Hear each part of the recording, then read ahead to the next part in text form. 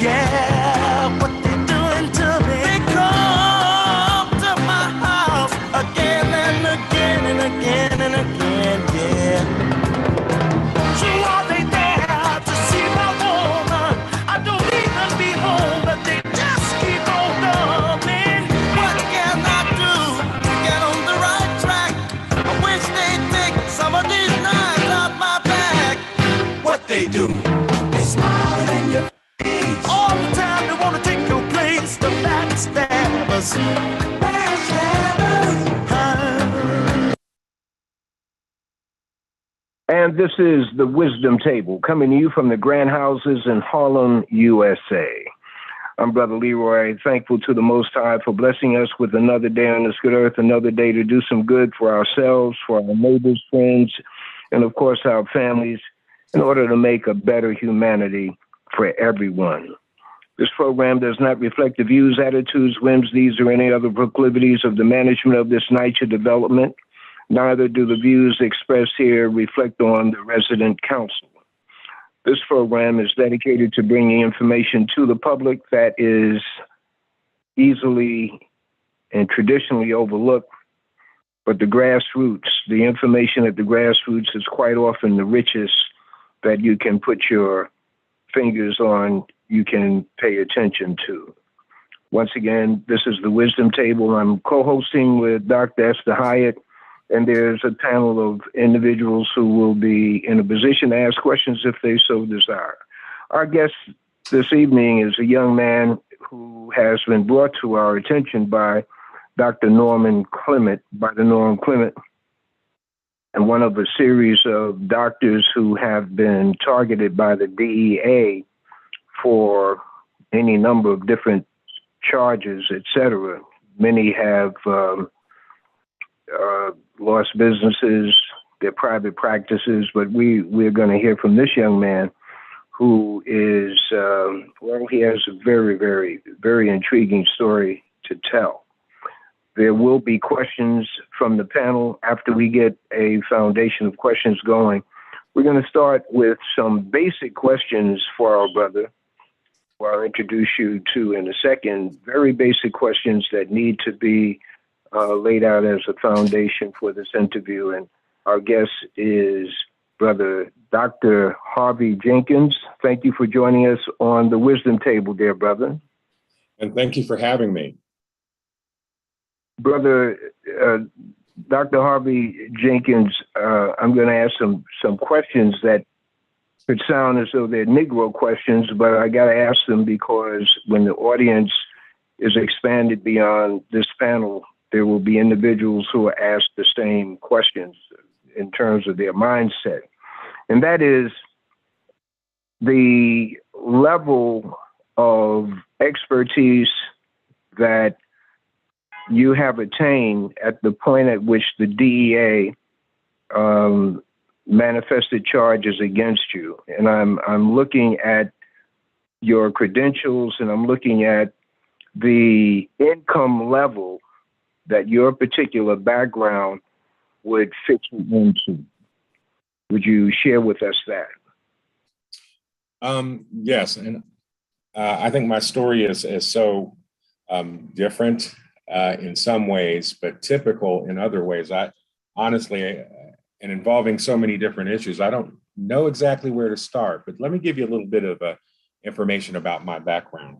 I am the child of parents who grew up in segregated South, who were very much involved in the civil rights movements and the type of young people at that time who took water hoses so that they could have better lives for themselves and for their kids. And I am a product of those people.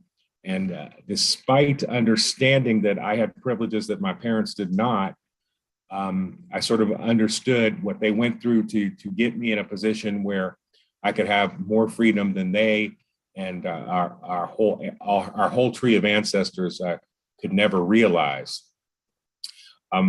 Education was instilled in my family. My parents were both teachers. My father is an art professor who retired maybe 20 years ago. And my mother, who is deceased, was a math teacher. I excelled in grade school and middle school and high school. And at age just turned 16, I had been accepted in college after already taking some college courses at University of Wisconsin and distinguishing myself.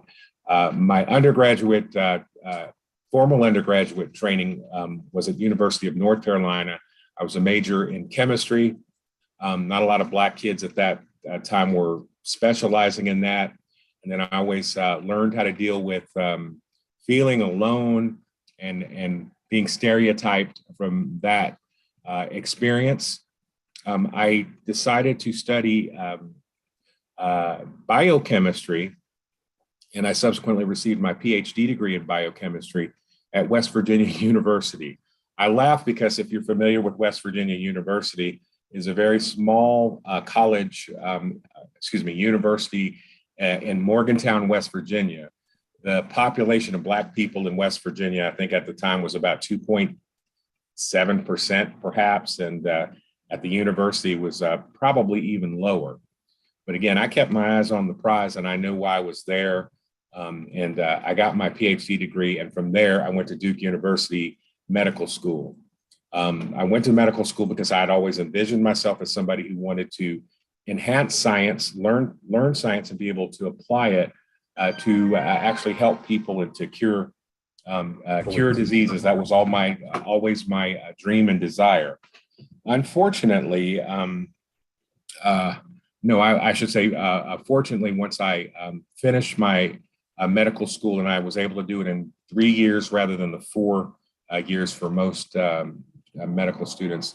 I did my residency back in West Virginia at Robert C. Byrd Health Sciences Center. And after the 5 years of completing my orthopedic surgery residency, I subspecialized in spine surgery and did that at one of Harvard's hospitals in Boston, Massachusetts. That career or that point in my educational career, to me symbolized that I was able to reach the top of a mountain that I had envisioned that I wasn't ever sure that I would be able to make. So at that point, I could have decided to go into academics or actually go back to the community and start treating patients. So my dreams of curing cancer, I sort of gave those up. I just wanted to treat patients and live a good life. And that's what I thought I was doing when I moved to Oklahoma City. I had a very vibrant surgical practice, which streamlined itself in treating people with back pain and back problems. And that involved the use of narcotic medications. At some point in the 2010s to about 2015, there was a nationwide or certainly statewide effort to create a hysteria surrounding pain medications. Pain medications can be abused. I think everyone knows that, lay people and medical practitioners. But pain medicines are essential for people who have severe pain and chronic pain, especially for which surgical treatment or any other medical procedures aren't appropriate or won't be helpful for these conditions. And so as a physician who had a vibrant practice and who was well known in the community, not only for my medical skills and treatment, but also for my the charitable side of me, I feel that was a reason when the war was declared on opioids that I was the doctor who was singled out and made an example of. I think what made me a great target in a state like Oklahoma is that Oklahoma doesn't have a lot of Black people. Again, that did not deter me when I moved here. I realized that, that certain cultural aspects of my life were going to be not fulfilled by living in a community like this. But my naivete led me to believe that as long as I just did my job and did good things, that no harm could come to me. And unfortunately, I was wrong in 2015 when I was made essentially the poster child for opioid prescribing and in effect blamed for the opioid crisis in the state of Oklahoma by a state attorney general who had aspirations of running for governor one day. And although he did not run for governor, he accepted a position with the Trump administration and became the EPA director. His name is Scott Pruitt, and I think maybe some of you may be familiar with him. He left that position because of multiple ethical and frankly criminal breaches that he has yet to pay for. But this was the kind of person that was trying to use me as the scapegoat to stuff his resume so he could look good when he tried to run for governor. That didn't work out for him, but I was unfortunately left in the vestiges of his professional ladder climbing, and I deal with that problem even till this day. Legally, I am still awaiting trial. I've successfully fought the efforts of the state to indict me with charges on being a drug dealer in a white coat for 7 years now. I was not only affected, but many of my staff members were also arrested, charged, and indicted with conspiracies to deal drugs. And those people were just people trying to earn a living and support their families.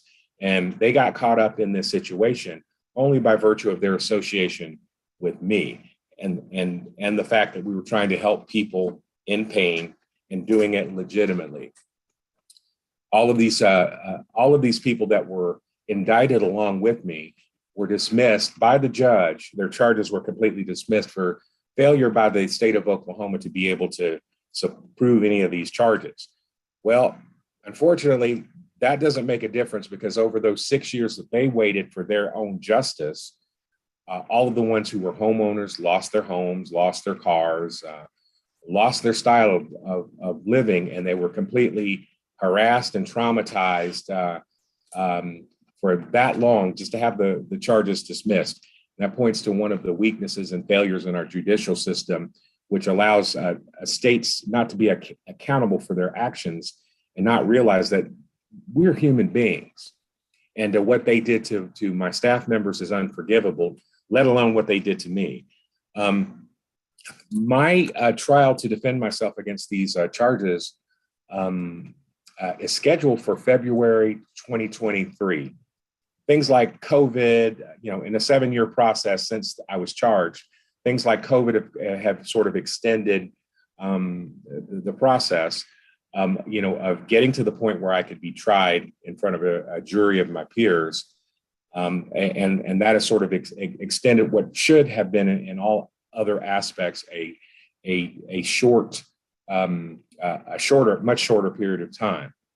I'm comfortable with that because I will wait until I can get my justice, and then I won't be vindicated. People will always consider me as a drug addict from the south side of Oklahoma City.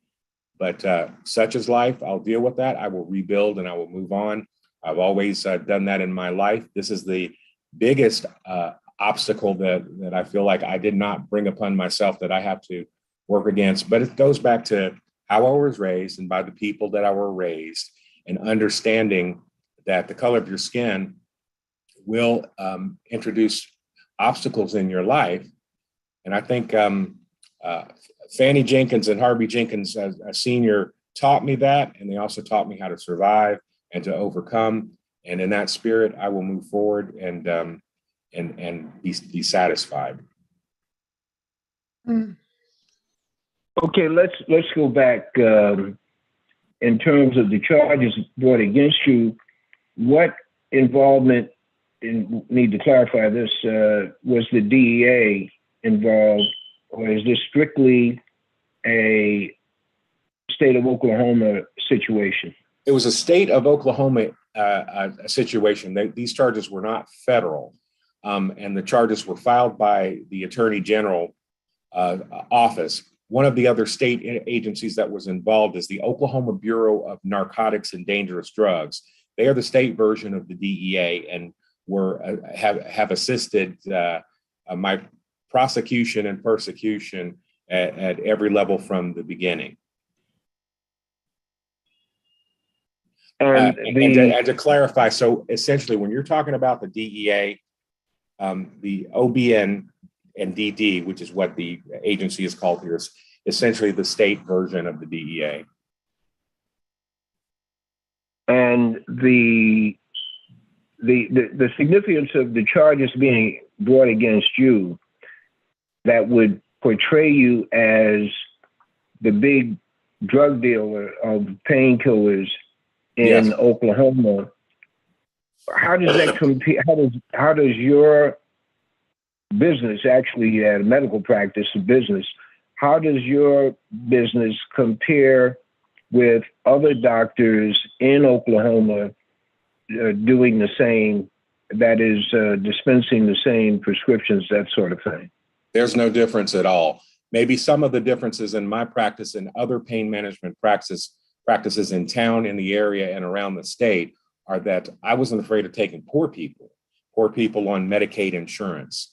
And Medicaid insurance is what gives the state the jurisdiction to prosecute, because they are prosecuting in the name of Medicaid and infractions involving Medicaid. And for example, if I were charged of prescribing to someone that the state thought did not merit pain medications, then they can say that prescribing by me, even though I was a doctor with a DEA license, an OBN-ND license, and a medical license, was still drug trafficking. And the federal statute called the Controlled Substance Act gives them the power to make that accusation. But just as I, as a physician, don't know a lot about the law and prosecutions and what the Attorney General's office does legally, they know absolutely nothing about what it entails to treat a patient medically, particularly a patient with chronic pain. It is not simple, and the people who were in charge of this investigation that began in the Attorney General's office with the assistance of the OBN was the state Attorney General's director of the fraud unit. And this agent, her name was April Carpenter, was a law enforcement agent. She was not a doctor. Not only was she not a doctor, she had no medical background at all. Not only did she not have any medical background, she did not have a college degree and had never attended college except to take a college course at different local colleges here and there. She did not complete high school. She got a GED and then went into law enforcement.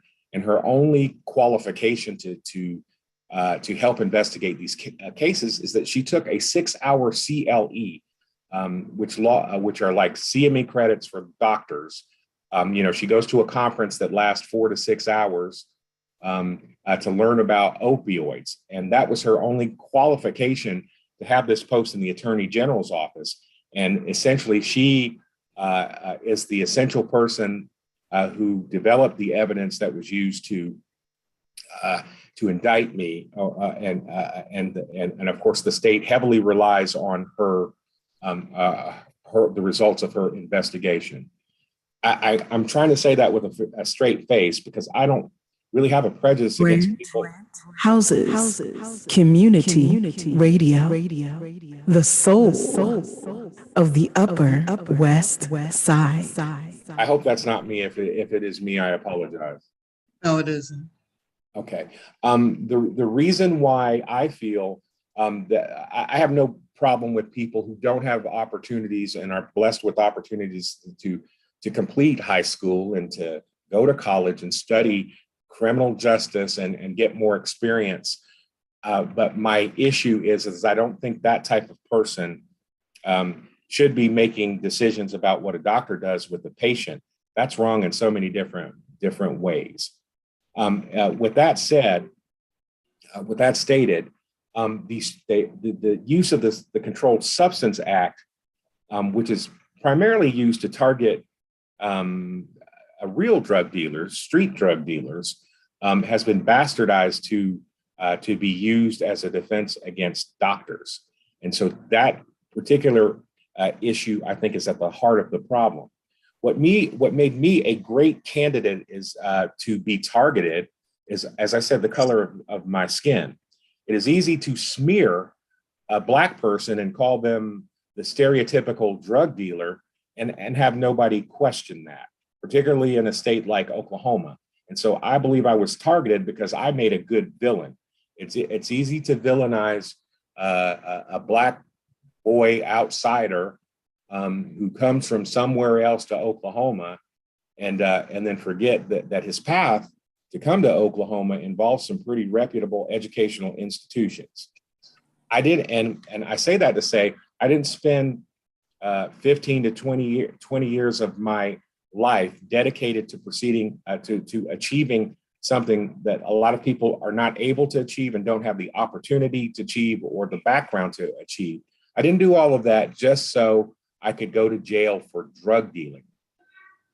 But essentially, I made a good villain. I made a great news story. It was a top news story locally for 3 or 4 days when my office was raided. And then 2 weeks later, when there were motions being made in court, I was followed around with cameras every time I had to make an appearance for 3 to 4 days. And a year later, when I was indicted, it took them that long to come up with the actual charges.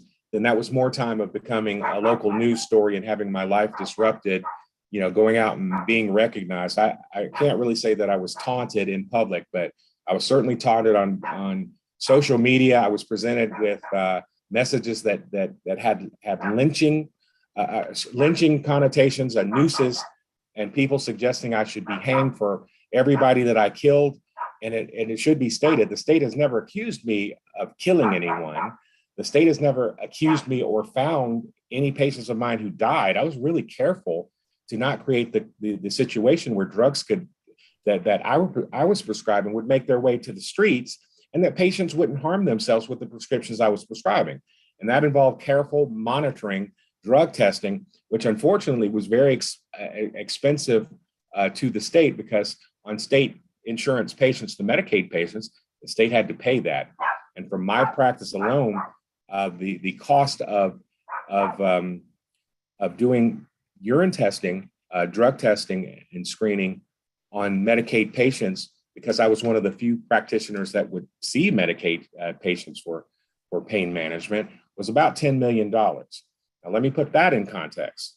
$10 million may not sound like a lot to a state budget, a state like Oklahoma, but the Oklahoma Healthcare Authority, which is the Oklahoma state agency which manages Medicaid, was $72 million to $256 million in arrears based on public reporting. The reason why they had that deficit was because they refused to, the state of Oklahoma refused to accept the Medicaid exception in healthcare, and because of that, they did not receive funding that could have kept them solvent. So in response to that, they had to cut off expenses to Medicaid anywhere that they could. What better way to cut a significant amount of $72 million? $10 million were a result of patients that I was seeing and taking care of per year. What better way to cut off a part of that $72 million, but by destroying me and my ability to practice medicine, which included taking my medical license or making me surrender it, and taking my narcotics prescribing license. That's how they decided that they were going to save money as a result of a political decision that they made, which is based upon racial politics, in my opinion. I may have gotten a little bit of away from the question you asked, but I believe that question was about how did my practice differ from any other practice? It really didn't differ, except maybe I was more stringent in the way that I applied pain management. I had a reputation of dismissing and firing patients anytime I found that they were Their drug tests were indicating that they were doing street drugs or harmful drugs that would have interfered with prescribing to them. Most other practices didn't do that, and I am Black. So that's the distinction. Dr. Jenkins, your response is on point. And in terms of that question, what alternative medical sources did the majority of your patients have? And that is, if they didn't have you to go to, who would they have gone to, and how close were those alternatives in the vicinity of your business? That's also a good question. Almost all, probably less than 2% of the patients that I saw were referred to me by their family doctors. And they had to get authorization and approval on those patients just to see me. Not a lot of people were walking off the street coming to see me unless they had no jobs and really were in severe pain, or had a job but didn't have any insurance, and they needed control of their pain to work. And surely there could be people who were intending to get drugs from a doctor and sell them off the street. But people that don't have insurance are not going to pay $200 for initial doctor's visit, because they're not going to make that kind of money back on the 2-week supply of medication that I was going to give them. So so my practice was pretty resistant for people trying to abuse and sell medications. So who would these patients rely on if it weren't for me? No one, because their family doctors already clarified that they couldn't and wouldn't be prescribing medicine. So they referred them to me because they knew that I could and would, and do it carefully and do a good job with it. Okay, so it's clear, unless we missed something, that you were a standalone target, meaning you're a target based on your success, you're a target based on that $10 million, you're a target based on the very fact that you were there.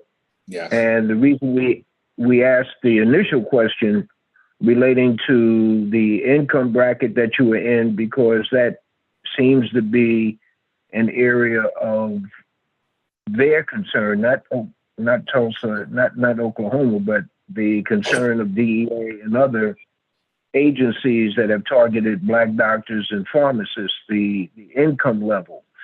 I think you also mentioned the philanthropy or the charitable work that you were noted for. Yes. Or are noted for.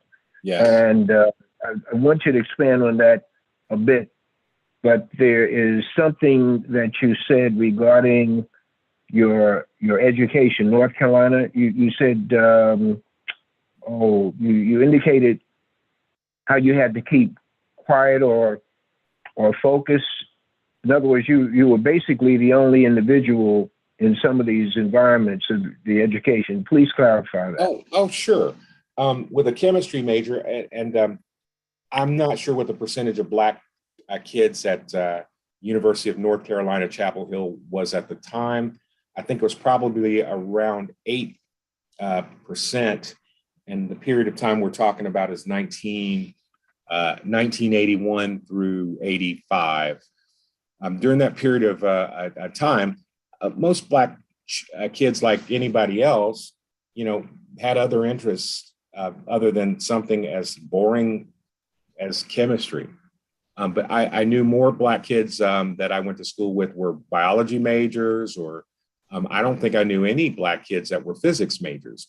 I don't know. And I took a fair amount of college math and calculus and advanced calculus courses, and I didn't run into anybody Black in the advanced calculus courses that I took. But the problem that I experienced in that scenario is that where I could go to the south part of campus and find more Black people to share to share community with, in a chemistry classroom, when I walked in on the first day, for so many times, mostly in the advanced courses when I was finishing up my major, I would be asked by the professor if I was looking for another class, if I was lost or something like that. And that was disconcerting, painful at points. And I look at it now with that it's hilarious because of the ignorance. But I never let that deter me or make me not want to go into chemistry and go into something where I could find a few other Black people there as support. You know, I felt confident that chemistry was what I wanted to do at that stage. And I was going to do it, and whatever it took to do it. Now, again, I don't want to make it sound like that. I went to school in the early 60s, and like my parents did. I don't even know how they survived a lot of the things that they encountered. But it wasn't easy, but it certainly changed my perception. I am more paranoid since that time of the world around me. I don't automatically and immediately trust people. And some of that may be based on the color of their skin. Just because I've had a lot of incidents where people who are white or who are non-Black have mistreated me and I've not given them a reason to do that. It doesn't mean that I assume everybody who is white or any other color is a racist. But no, I have to, before I can be comfortable with people, I have to observe them for a period of time so that I know that I'm not in danger. And even when you do that, you still could be in danger. In 2015, when my office was raided, I was in danger. I didn't know it. And there are a lot of trails that lead from your core experiences. There's a turning point. I'll call it a turning point. There's a point at which you said, hey, you touched on it, but I'd like for you to elaborate if there's any elaboration on that. There's a point at which you said, hey, I'm going to service the people who otherwise would not be serviced by a person with my expertise. Yes. What was that made you determined to do that? Because you had to be determined going away from the type of education that you had. Thank you for asking that question and recognizing it, because I feel like I can't toot my horn. You know, when you try to do good things, the worst thing you can do is try to tell everybody. But I have a really high capacity for empathy. I'm that one person that you can beat me up and I won't shed a tear. But I watch a movie where a mother loses her child and I'm on the floor, in tears. And that sort of spirit is why I felt that that's what I wanted to do. You know, maybe if I went back to the community rather than staying at Harvard or trying to get some other academic institution, it would sentence me to a life where that's all I did. I'd still be seeing patients and treating them, but you're not really involved in anything else but education and training in sort of a mechanical way. I felt if after investing 20 years in academia, I really wanted to start living my life. At that time, when I finished, left Boston, I was 34 years old. I didn't have kids. Everybody that I grew up with did. I didn't have a house. Everybody that I knew that I grew up with did. And I realized that my life had been arrested and stalled, and my personal growth had been stalled just because I sacrificed that for a goal. Again, I don't regret my decisions, but I knew that I was paying a price for that. And serving the community would get me closer to living a normal life and not climbing up a mountain anymore, which I'd done for, ever since I left home at 16. And it was rewarding. Again, there are not a lot of Black people in the state of Oklahoma, but there are Black people. And once they knew, there was a Black surgeon doctor in town. I think there was only one other orthopedic Black doctor and not many others in different surgical specialties. Then I noticed that people started to seek me out, Black people. When I was hired, I worked for a group practice. I was their group orthopedic surgery practice, and I was the spine person, the spine surgeon. And all of a sudden, people started appearing and started changing the demographics of patients that were coming to this practice. And also family doctors who referred patients were becoming aware of me too. And this was really without me having to advertise or say anything. It's just word of mouth that travels. And so I was actually happy that maybe little boys and little girls would come to my clinic and they would see me in a white coat and say, I want to do what he does. And I think that's the most powerful thing that you can do in your position, is to inspire young people who may not think it's possible because they never see anybody that looked like you. I'd never seen a Black chemistry professor. When I was in biochemistry graduate school, there were no Black Black professors. I think at West Virginia, when I was in graduate school or when I returned after finishing my medical degree to go to residency, there were no Black attending physicians in that whole hospital. I'm trying to think. So I've never seen a Black person who looked like me. And that only changed when I went to Boston. When I went to Boston, I was working for a former chair of the Department of Orthopedic Surgery at Harvard, who happened to be Black. And I must confess that when I first met him, I had no idea he was Black. But that was the first time that I'd met a Black person, after 20 years of education in the field that I was aspiring to function in. And by the way, Black orthopedic surgeons, the statistics haven't really changed. Black orthopedic surgeons represent less than 2% of all orthopedic surgeons at this point in 2022. And I would say Black orthopedic surgeons who are spine surgery subspecialists is probably less than 1%, probably 0.2%. I mean, we really are not represented in that particular field, but we break bones, we get carpal tunnel, just like everybody else.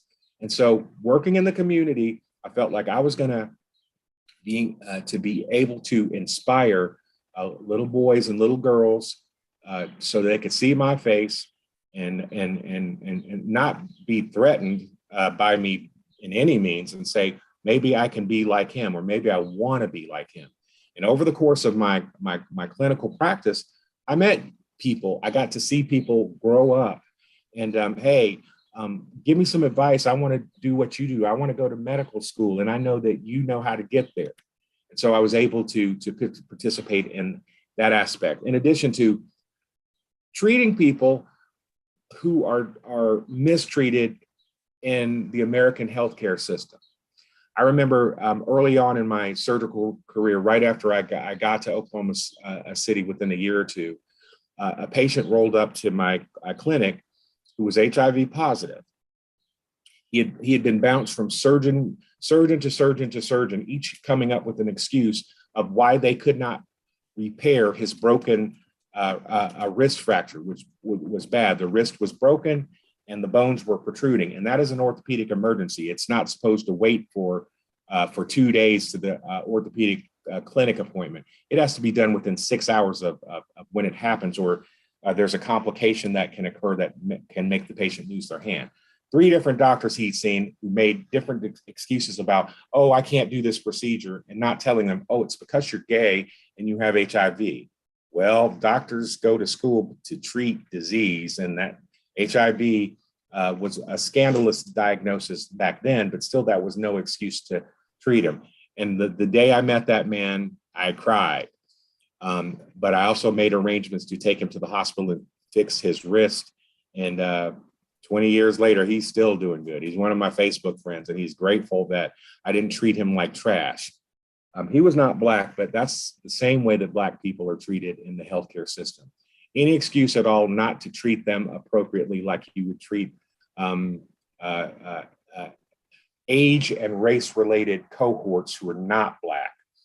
So we end up dying in the emergency departments, and going to clinic ER visits and coming home and dying just because people don't respect our medical illness is legitimate too.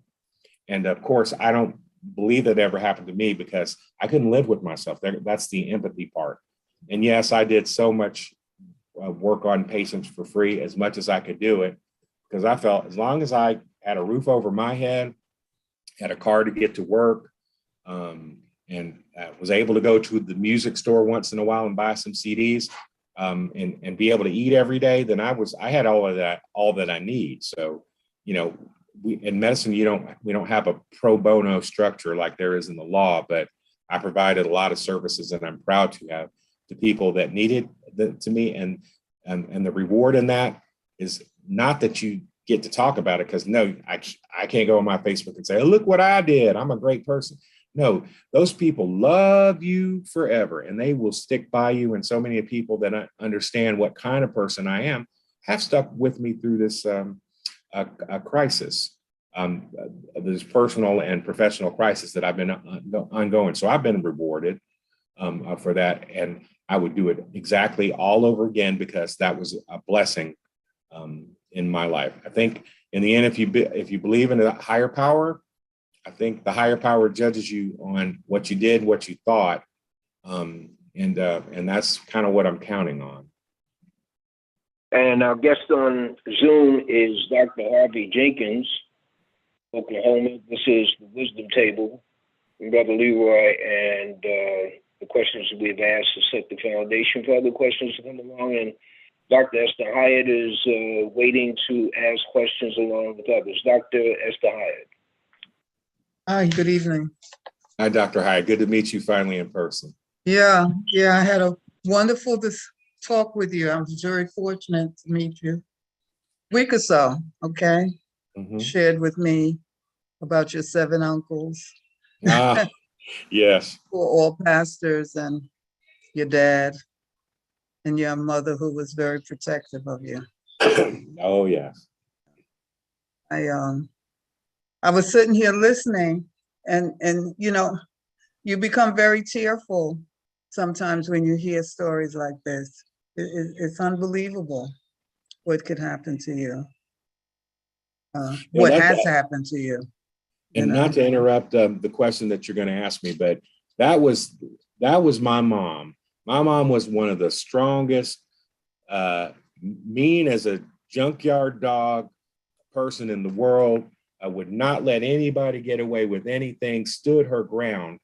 And, I'm almost grateful that she's not still around, because this would have broken her heart, the fact that I'm not a child anymore. And really, she's not able to protect me anymore. But I think of her all of the time, because I know that woman would get on the first plane over to Oklahoma wondering who she had to fuss out about this situation, because she was so militant. She was like Angela Davis without the big afro. My mom was that type of woman, and I am so proud of her and proud of the parts of me that reflect her. One question that I thought of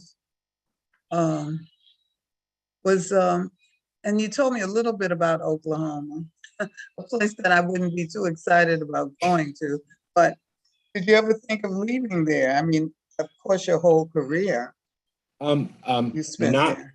Yes. I was raised in Fayetteville, North Carolina, which is not a huge city. It's a military base associated a city. So you had people of every color and creed that you grew up around with.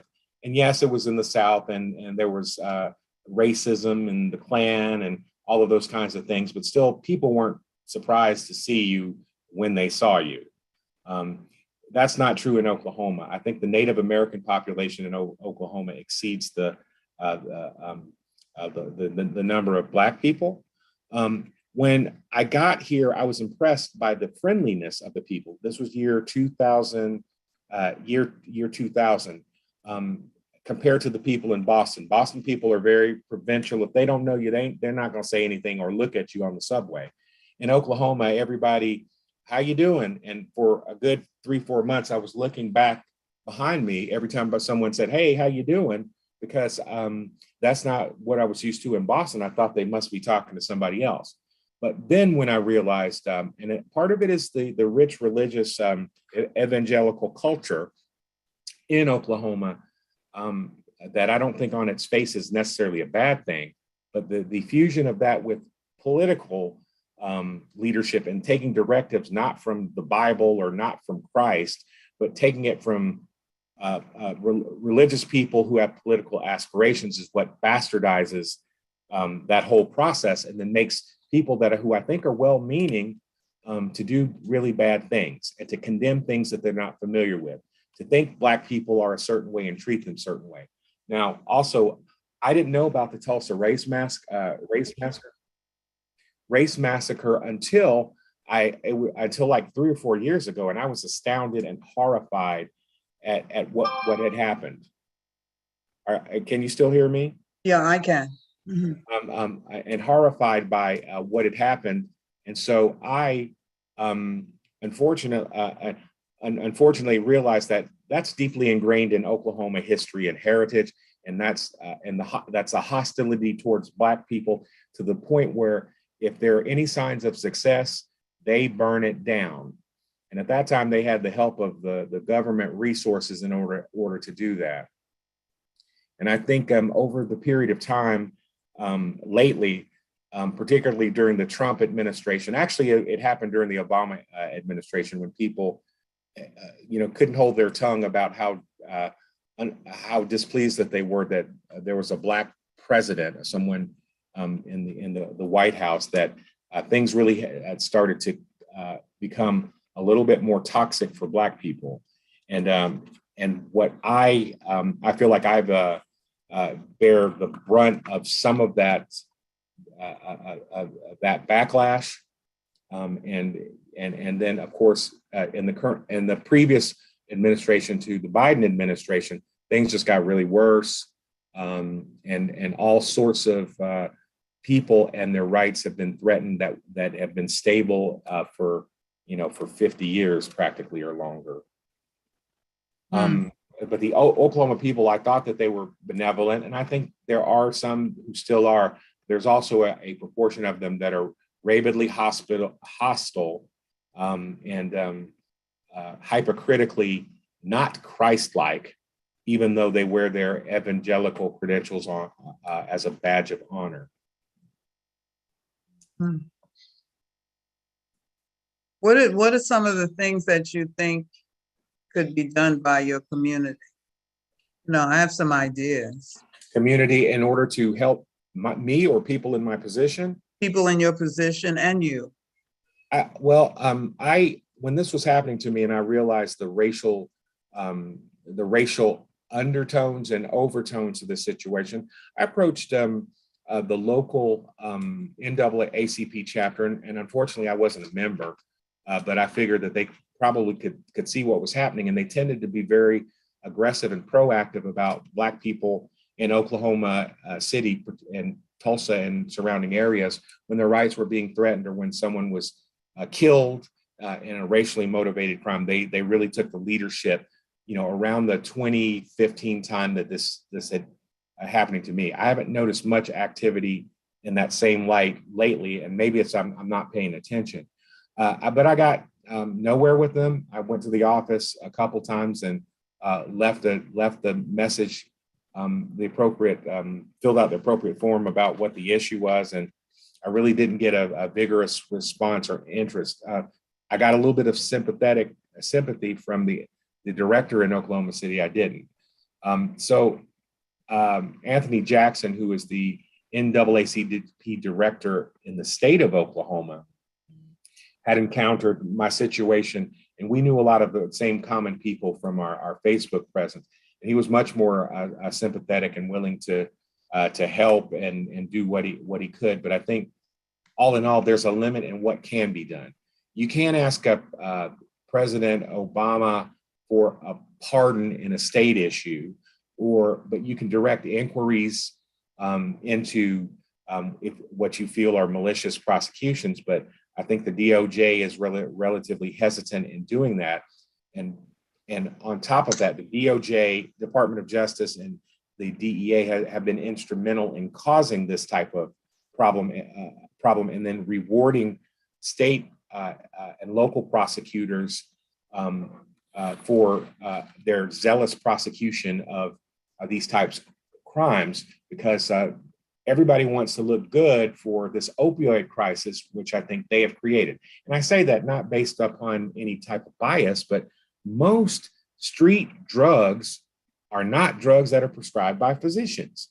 It's like the overwhelming majority of drugs are ones that are imported through the border or from China and are fentanyl related, or locally by methamphetamine chemists out in the community. It's not the doctor prescribing people for their pain. But guess what happens when you criminalize a doctor who treats lots of patients with pain? All of those patients generally will not have a lot of options. Firstly, oh, you were a patient of Dr. Harvey Jenkins, the drug dealer, so I'm not comfortable taking care of you. Some doctors chose to mistreat patients who no longer had me as a source to help them with their pain in that fashion. I don't want to treat you because you're Dr. Jenkins' patient. So the smears by the state to the media and through the media were working. Another way that patients respond when they're cut off from medications that they need for their pain is they go to the streets. And so, as you would expect, street drug crimes and overdoses were increasing before my office was raided, and were increasing afterwards. So shutting me down did not do anything for bringing down drug overdoses in this state. But you know what did increase in the state also over this period of time? Suicides, particularly by pain patients who could not get relief and had no other choice but a decision to end their lives. And that's immoral. Now, I want to contrast that to the hypocrisy of the state medical board, because they don't have clean hands in this either. The medical board didn't initiate this against me, but they were a party to, oh, well, we saw you on the news, so we have to yank your license because all of that has to be true. Well, the state medical board has codified that improperly prescribing medicines to patients is inappropriate and would be a reason that they would condemn you and possibly take your license. But what they also say, not treating patients who have pain is also not appropriate, suggesting that they could take your license for doing that too. So that puts people like me in a rock and a hard place, because this was their standard, since like 2006, as the dawn or the early stages of the opioid crisis hysteria was happening. They're telling me they don't want me prescribing to a patient for no reason at all, or allowing medications that I prescribe to get to the street. But they're also telling me that I better not treat someone because they have a pain problem. And essentially what happened to me in terms of my practice ending, being made a media spectacle, that had a chilling effect in pain management in Oklahoma City. Lots of pain doctors went out of the business of prescribing pain medicines. And that left a lot of people who had been suffering, ending their lives, going to the street for trying to control their pain, which is not regulated and not safe. And so that's the consequence of creating hysteria, and we've seen that in history before with prohibition and other things that the new hysteria that in our state that is trying to be created and developed over marijuana use. It's legal in the state. The voters voted for it, but then the people in my state who are largely conservative and Republican watch Fox News and Tucker Carlson, who's saying, "Oh, well, the mass shooter was on marijuana, so probably he was. So that's why this mass shooting happened." I mean, ignorance and silliness like that. And so, yes, the climate is bad and not bad, and it had a direct impact on patients who need medication for their pain condition, like any other medical condition, and are being mistreated and are being unable to get their medication and treatment for their pain. I see Dr. Leon. has a question, and Yes. we'll get back to you. Okay. Oh, thank you. Thank you, Dr. Hyatt. And Dr. Jenkins, good evening. Quick Good question evening. to follow up to the point that you just made. Yes. In the late 60s and early 70s, as folks were returning from Vietnam and the heroin problem within the African American community manifested itself, the black addicts were just referred to as junkies. What I have read a lot about, and I think this is correct, that with the opioid crisis currently, what we've seen is a number of middle-class white people, a lot of women, Yes. that run out of their prescribed opioid medication, or their children are taking their medication out of the medicine cabinet. They run out of that medication. Then they have to turn to the street to heroin, because the price of heroin has dropped so precipitously based upon the U.S. invasion in Afghanistan, that cheap heroin has flooded the market. So a lot of this war on drugs was a predictable outcome of the intervention in Afghanistan. Can you speak to that? Yes, and thank you for providing that historical background, because I have not thought a lot about the Vietnam era, and also thank you for saying when you introduced me, this young man. No, this is not a young man. I'm knocking on the door of 60 years old in a couple Well, years. you're younger than me. Okay, I can't tell by looking, and I try to camouflage my gray hair just for the residual vanity that I have. But in any event, yes, I remember the part of the Vietnam era, because several people on my street who had fathers were fought in the Vietnam War, and some of them did not return. And I do realize how in the 70s there was this angst in society in the nature about heroin and how people were villainized, and it was treated as a character flaw, addiction, rather than a problem that needs to be addressed with in a sophisticated manner, like medical treatment. Again, I'm not denying that that these medications are addictive. They are. Heroin and methamphetamine are extremely addictive. However, the fact that the opioid crisis casts and the hysteria surrounding these medications is forming a big cloud over any type of use of these medications, including a clinical one that is helping people. Now, I can't vouch for people that create labs in their back rooms and on their property and learn enough of chemistry that I actually had to go to school for and learn how to prepare methamphetamine and the chemical steps to do that. I can't vouch for them and say that they're doing a good thing and a favor for anybody. And I'm not happy as a citizen and that heroin has become lots more available, because I know that those are not really good medicines to be used in treatment of pain. Those are mostly euphoria, mostly addiction and quick addiction, whereas the tools that I used, which are the codeine derivatives like Lortab and Percocet, I think people know they don't really have the same addictive potential as methamphetamine and heroin. And heroin is even higher in the highest level of the DEA classification of opioids and in terms of their severity. So even they believe that.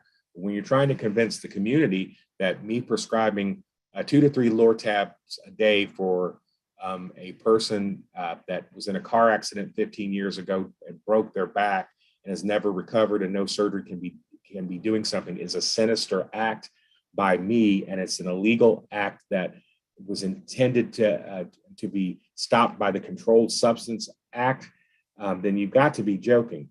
And it's so funny, everyone who finds themselves in a condition of pain who previously said, oh, you go to the doctor and get pain medicines, you're just a junkie, you're just an addict. Those people have a 180-degree reversal when it's them in that situation.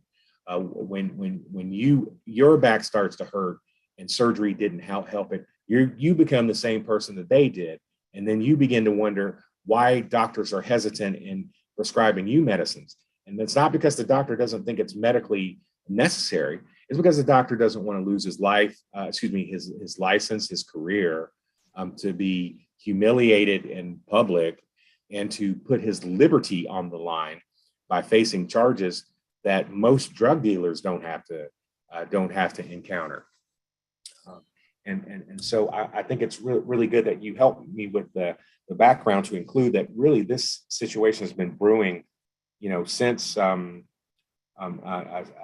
Vietnam, but actually since Reefer Madness. And I'm only partially aware of that film. I think I would have been a baby if that movie was available in my lifetime. But the same type of smearing and negative portrayals of what is legitimate practice for controlling people's pain has been changed in an almost Madison Avenue like PR campaign to villainize any use of a medicine that is in the narcotic class. Things are changing though, and I'm glad that I'm at this point legally where I can testify that there are changes in the way that people are viewing these things.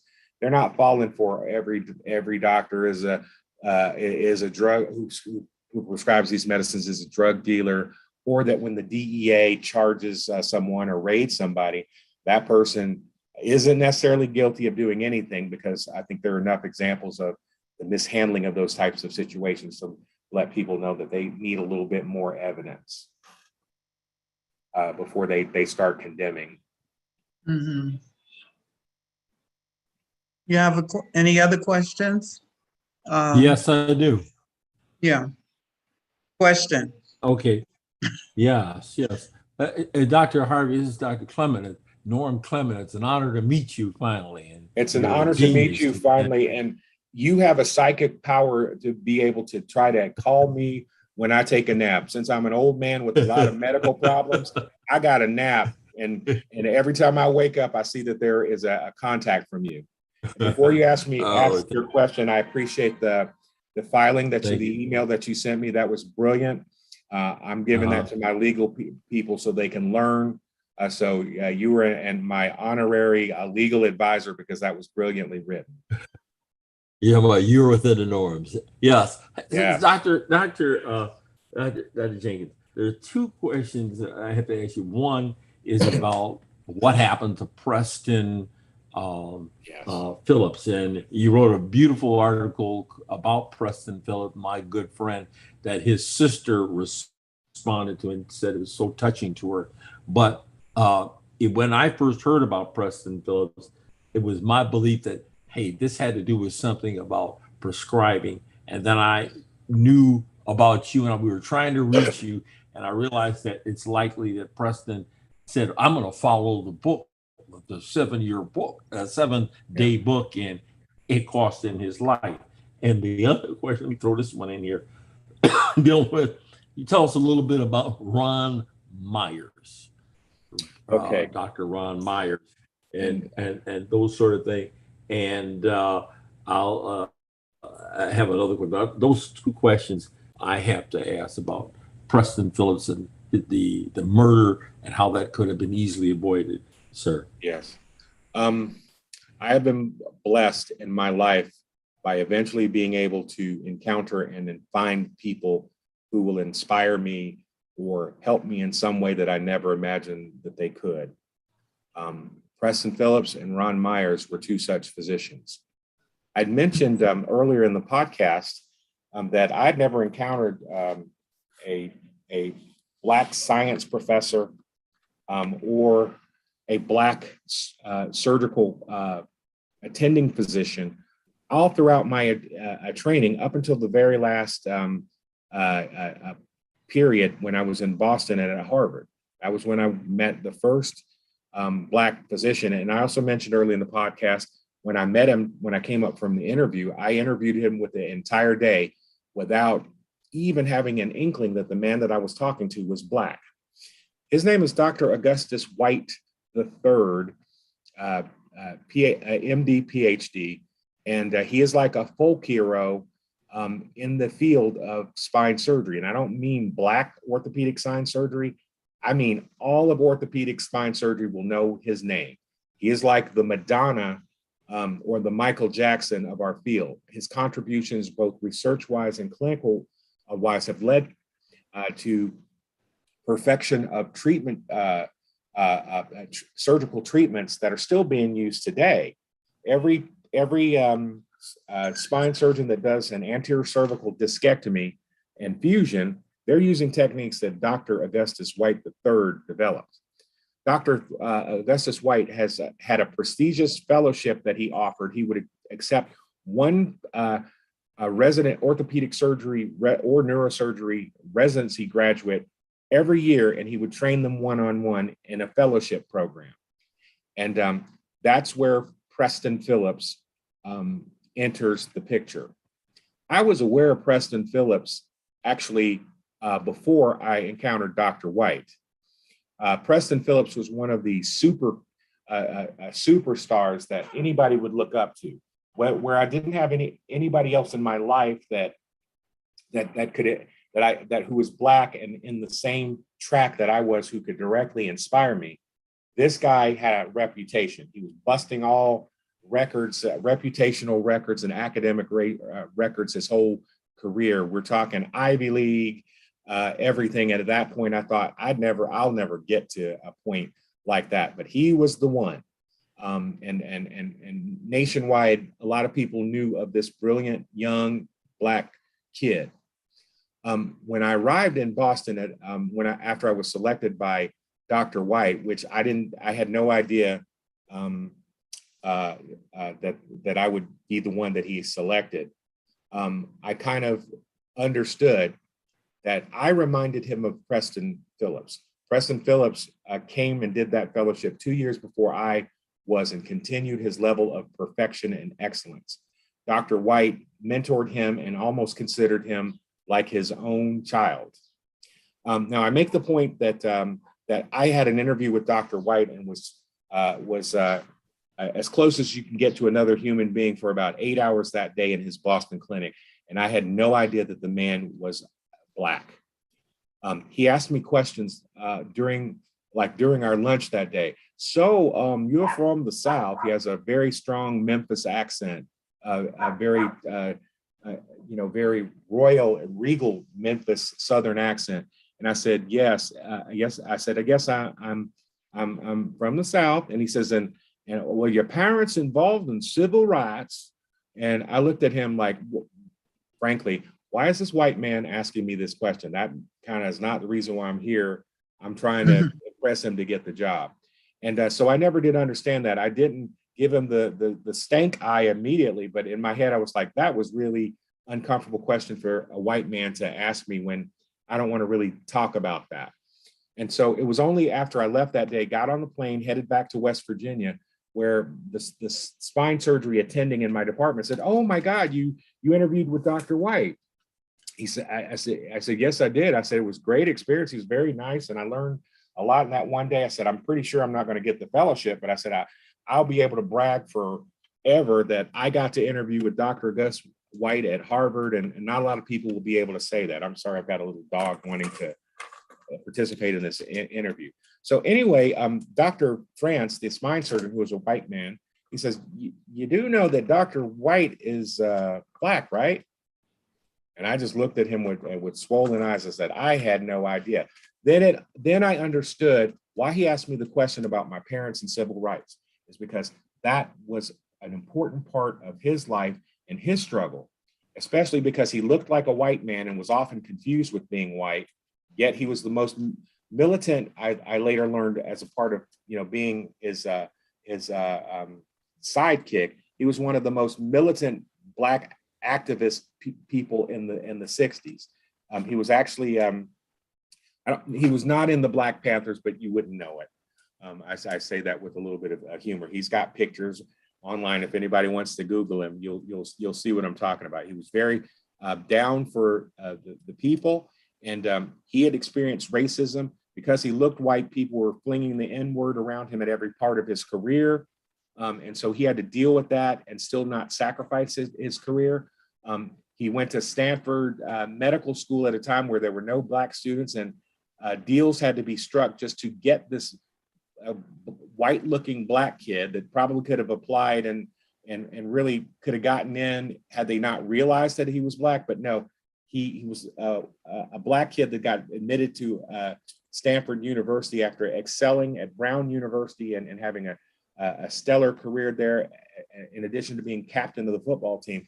This was the man that eventually became the head of the of spine surgery at Harvard, and he wanted to return his gifts, by selecting people. Preston was the first Black person in 20 years that he had accepted, because again, there were not a lot of Black people in orthopedic surgery, and of them, relatively nobody wanted to learn how to do spine surgery. Second, and so it took him about 18 of those 20 years to find Preston Phillips. And the experience was great. So when I arrived in Boston, I got to learn about this guy that I had some familiarity with because he had just been excellent all of his career. And it was Preston this and Preston that. And I figured that, he chose me because I reminded him of Preston. I said, he's going to get a big surprise. Because I am not Preston Phillips. I am not perfection. Anyway, the experience was in Boston was great. I got to meet Preston in several circumstances because of Dr. White during that period of time. And then when I left to finish the fellowship, and I had found a job that I thought would be a great job in Oklahoma. I thought that would probably be the end of my interaction with Preston, other than maybe running into him at a spine conference or an orthopedic surgery meeting. After he left his fellowship, he went to work at Harborview in Seattle, which is one of the most prestigious trauma hospitals in the nation. And he had decided to remain in academia. And I had chosen, of course, to go into private practice and a community practice. And I thought I would probably never really run into him again until I got a phone call. He contacted Dr. White because he thought he had understood that I was in Oklahoma. Preston called me and said, guess what? I'm coming to Tulsa. I mean, this was in the year maybe 2003 or so. I'm coming to Tulsa. What can you tell me about Oklahoma? And I was mystified. It's like, if you were going to stay in academics, you would come to Oklahoma City because that's where the big academic orthopedic institution would be. And that's nothing compared to Harborview. And he says, no, I found a private practice. And I sort of think now's my time to check that out. And I thought it was funny. And I said, okay. I said, well, I'll tell you about Oklahoma. The people are really, really nice. They got really big hearts. I said the orthopedic gangs or groups are kind of like gangs, and they're very shady. But I don't think that's probably going to affect you. And so, hey, you keep in touch and let me know what happened. We never touched base again at that phone call. So I frankly assumed that Preston probably stayed a little bit and then moved probably back into a big academic institution because he was a distinguished surgeon and academician, so he could have worked anywhere he could have gone back to Harvard if he wanted to. And so anyway, the next time I had heard about Preston was the day he was murdered. He had been in his clinic treating patients, which included post-operative patients, and I understand someone came into the clinic and shot him, another doctor, a staff member, and a receptionist, I believe, and a patient.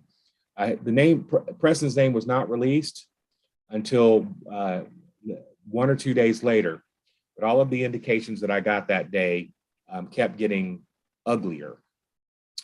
First, I heard it was an orthopedic doctor, and I was like, "Oh, Okay. Then I heard the building at the St. Francis complex that was involved. And it was a clinic building that I actually had an office in when I was doing weekly work in Tulsa. I found another office, and I was in the floor. My office was in the floor above where that You're practice tuning was. to GHCR.NYC, Hold Grant on. Houses Community so- Radio, Hold on. home of the Community News Service, and the soul of the Upper West Side. Put a frog in boiling water and it'll jump right out. But put a frog in a pot of cool water and slowly heat it up, that frog will boil. As a metaphor for us and all that we go through as veterans, it's a story that rings true. We learn to endure the heat in silence. We apply what we learn to life, the bills, the job, the family, things we're expected to handle with ease. When life heats up around us, we just try to stay afloat. We let the water boil. Reaching out isn't easy, but you've never been interested in easy. You joined because you were not afraid of hard work. You are not a frog. If you or a veteran you know needs support, don't wait until the water boils. Reach out. Find resources at va.gov/reach. That's va.gov/reach. Brought to you by the United States Department of Veterans Affairs and the Ad Council.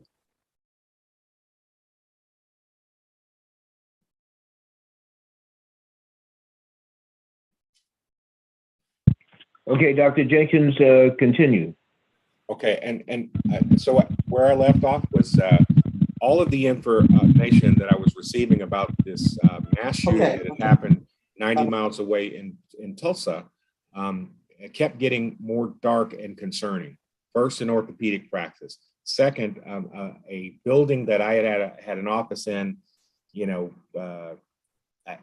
or 9 years ago, and I knew exactly what it was, who the practice was, and some of the doctors in that practice. And then there was evidence, chatter online that the doctor was Black. And that was when I realized that Preston was probably still in Oklahoma, and Preston just had his life ended. And so I tried to talk to some people that I know, and one of the persons that I know was a nurse who lived in Tulsa, and we're Facebook friends. And she was a bit cagey because she didn't want to say anything, but what she didn't say told me all that I needed to know.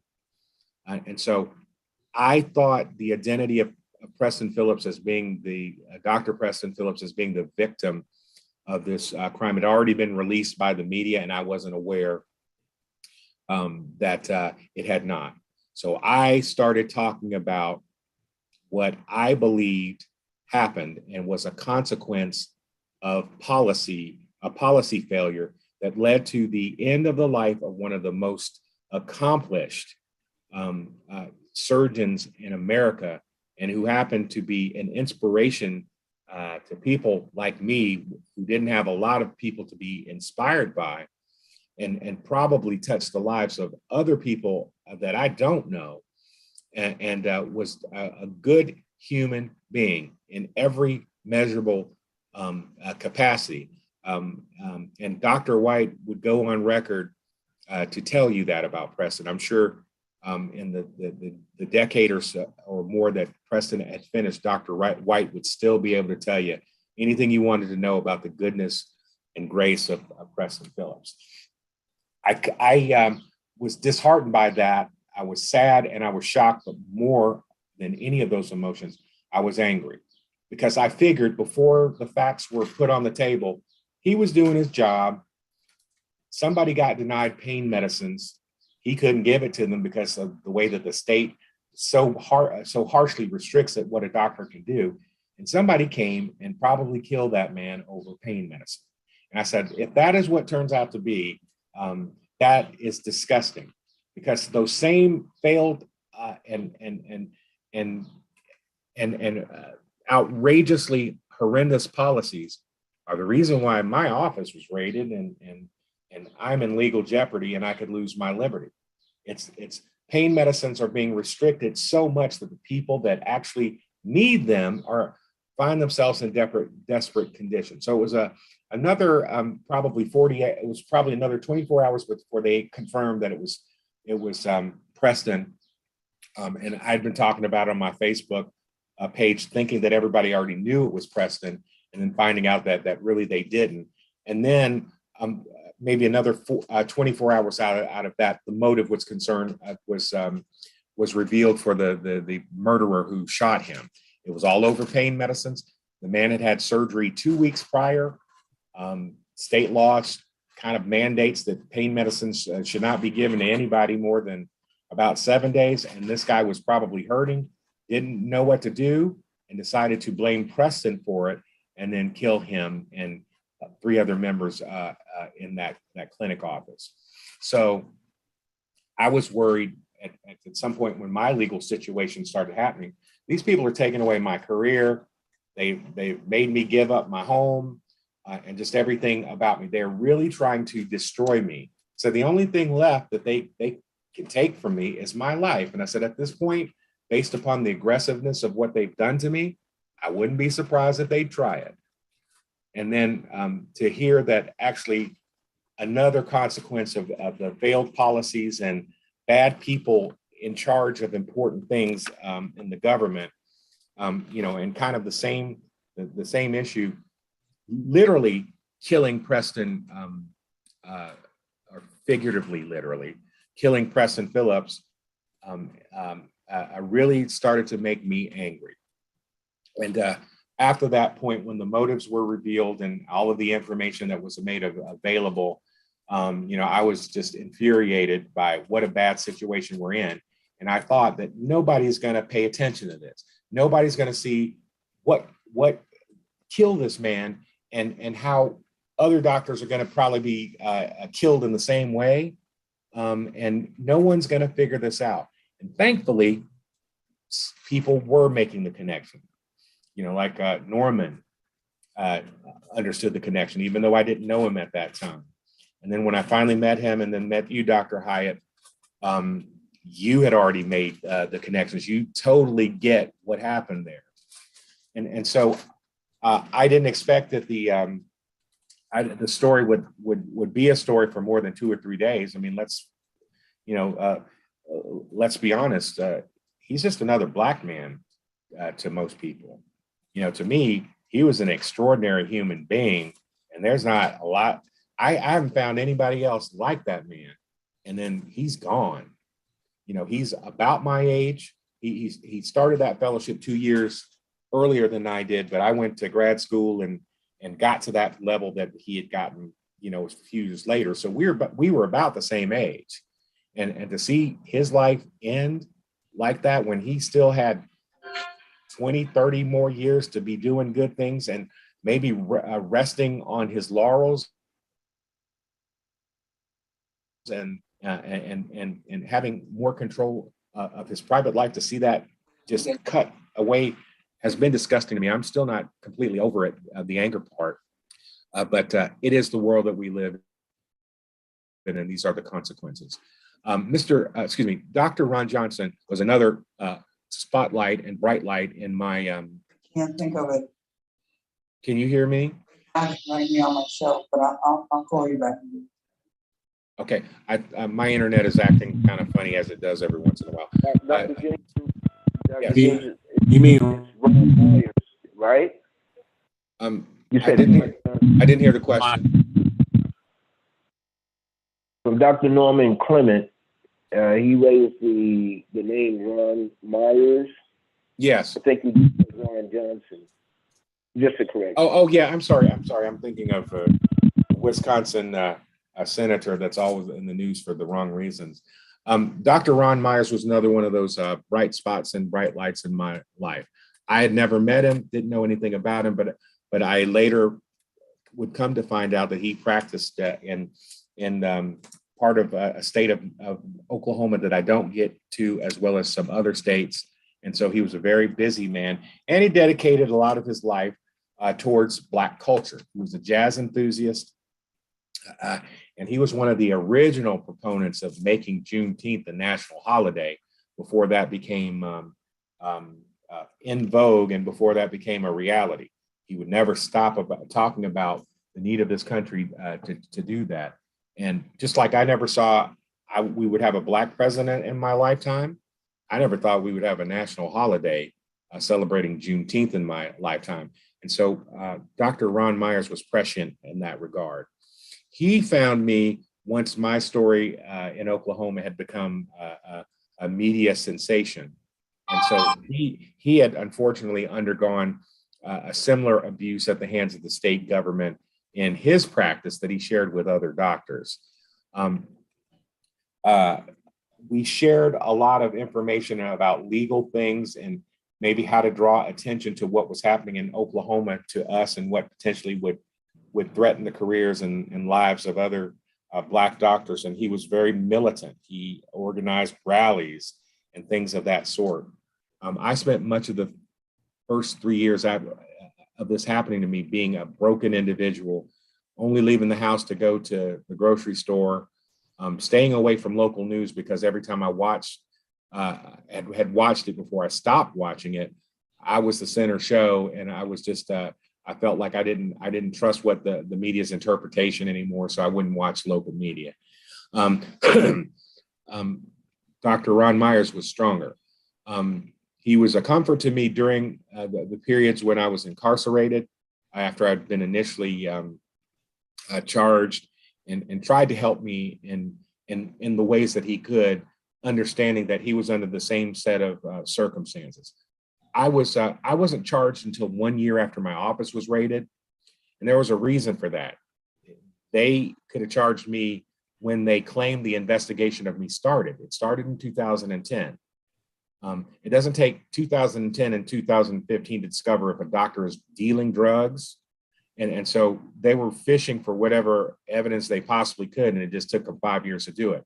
Once they charged me, and once I was given as many charges that they could throw me, the bond associated with those charges was an astronomical amount of money that I could never afford. Meanwhile, with no medical license and no prescribing license, I couldn't work. And with the hysteria surrounding and attention and notoriety that surrounded me, I don't think anybody would have been too interested in hiring somebody who is being accused by the state of Oklahoma of being a drug kingpin. So my resources financially were drained, and for that year before they charged me. And so they were sure by the time they charged me that I didn't have money or any resources, they thought. And so that would be a good time to charge me, because I really wouldn't have anything way to defend myself except to rot in jail. And then under those circumstances, defendants or people that are indicted often choose to fall on the sword, because that's the easiest way to hopefully see the day of light outside of a jail. But I don't fall on swords. I admit when I do stuff wrong. I've always been that kind of person, but I'm not going to fall on a sword and when I know I didn't do anything wrong. And so anyway, Myers was in a similar situation. We were both kind of financially struggling, but trying to make the most of it. His health, I believe, declined severely and significantly due to the stress of having the state come after you. And so he happened to die when I was placed in jail for a second time. And I was placed in jail for the second time of being late to a court appearance because my car that was not reliable at that time, because it was the best I can do, broke down, and the judge used that as a reason to throw me back in jail and triple my previous bond, which created another financial scenario that I couldn't get out of. But I think Ron was getting really sick during that period of time, and before you know it, he had died. Something about the weight of the state coming on you and taking everything away from you, and even making you worry that you will one day be homeless, won't have insurance, won't be able to get medical care. Some of those things weigh heavily on your body, no matter how strong you appear. And I believe that is what directly related to Dr. Myers dying. I really didn't have a warning that it was happening. The last picture that I saw him, though, it was clear that he was not in good health. Meanwhile, I was in reasonable health before this started. And 2 months ago, I just got a cardiac defibrillator implanted because I have an ejection a fraction of 35%, which is, so low that without this defibrillator, I could die on the spot at any time. And this defibrillator, if I try to die on the spot, will shock my heart back into a rhythm, and then, I can be preserved. I believe that my declining in my heart and developing this, severe heart failure was a result of trying to show a poker face and being as strong as I possibly could. And the internal stress of that just tore up my ability to be healthy. That's only one of my medical problems at this point. But right now, everything is stable. I used to be afraid of doctors, even though I was a doctor. I didn't want them to see me naked. Now I'm in the doctor's office 2-3 times a month, and I'm happy to be there because the ones that I have saved my life and are the reasons that I'm still here. And I intend to be here until victory is won. Oh. Any other questions before my question?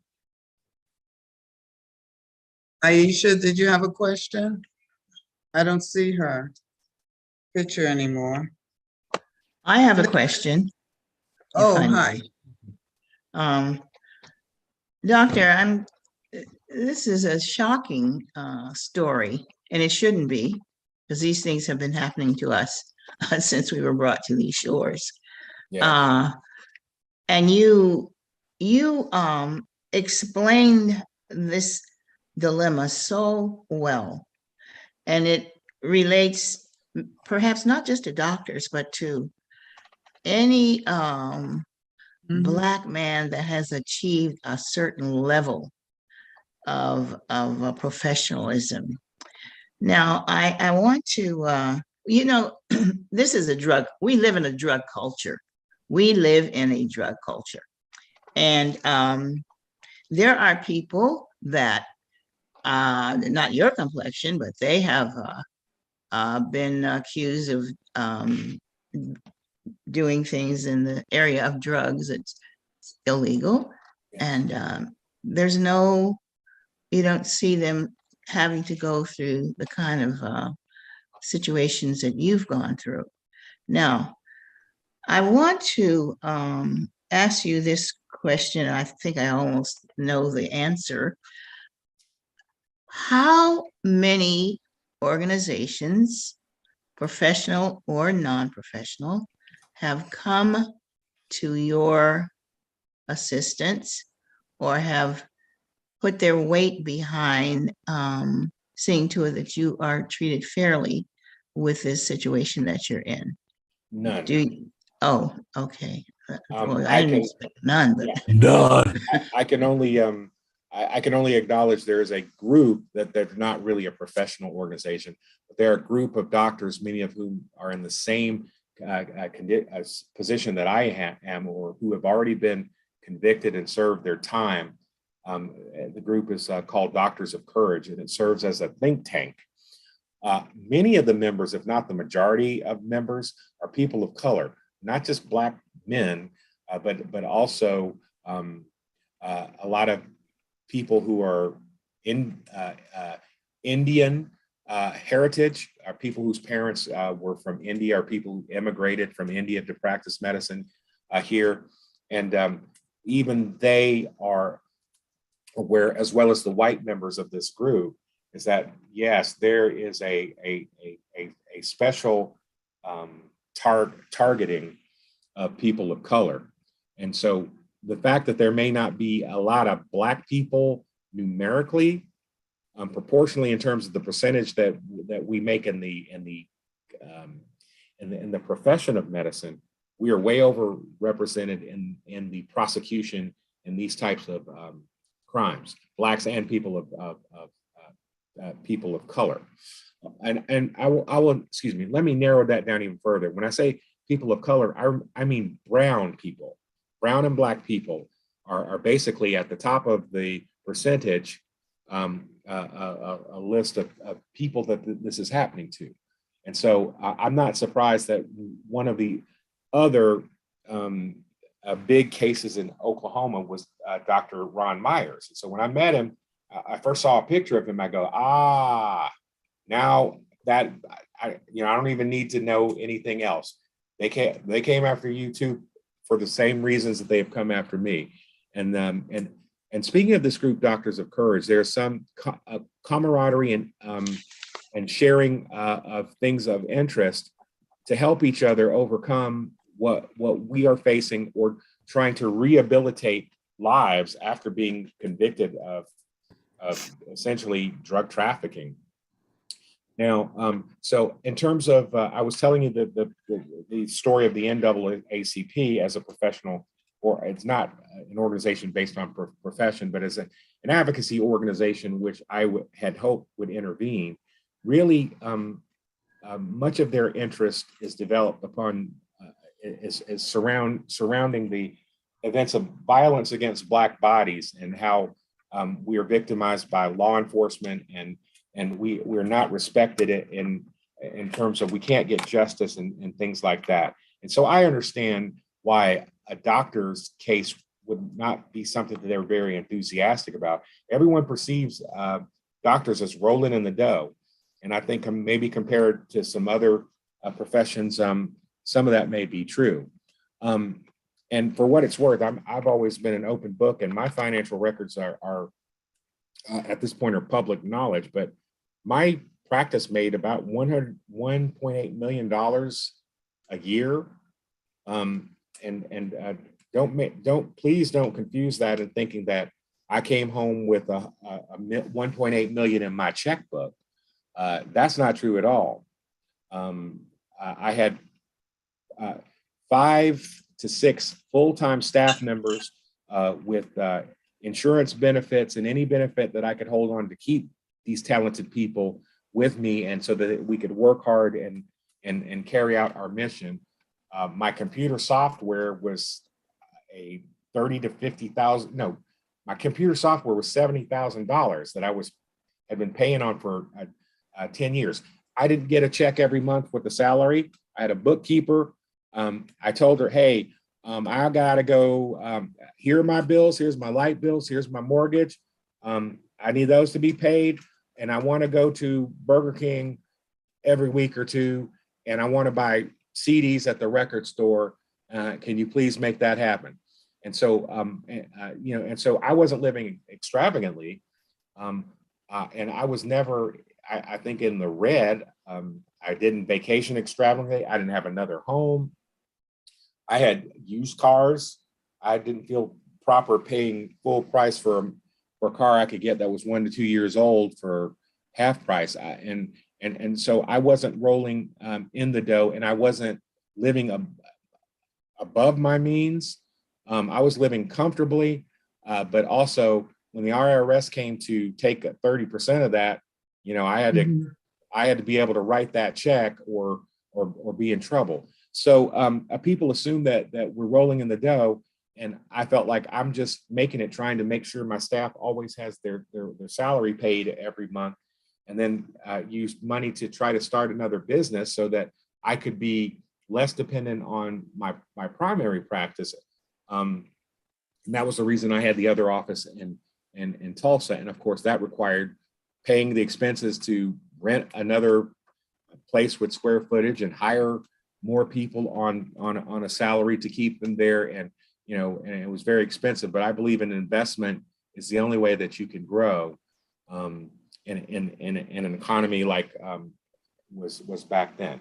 But anyway, I think there's not a lot of sympathy that people have for doctors because they assume that we're going vacationing in the south of France and living the life of luxury and driving Bentleys and Porsches, and that wasn't my life.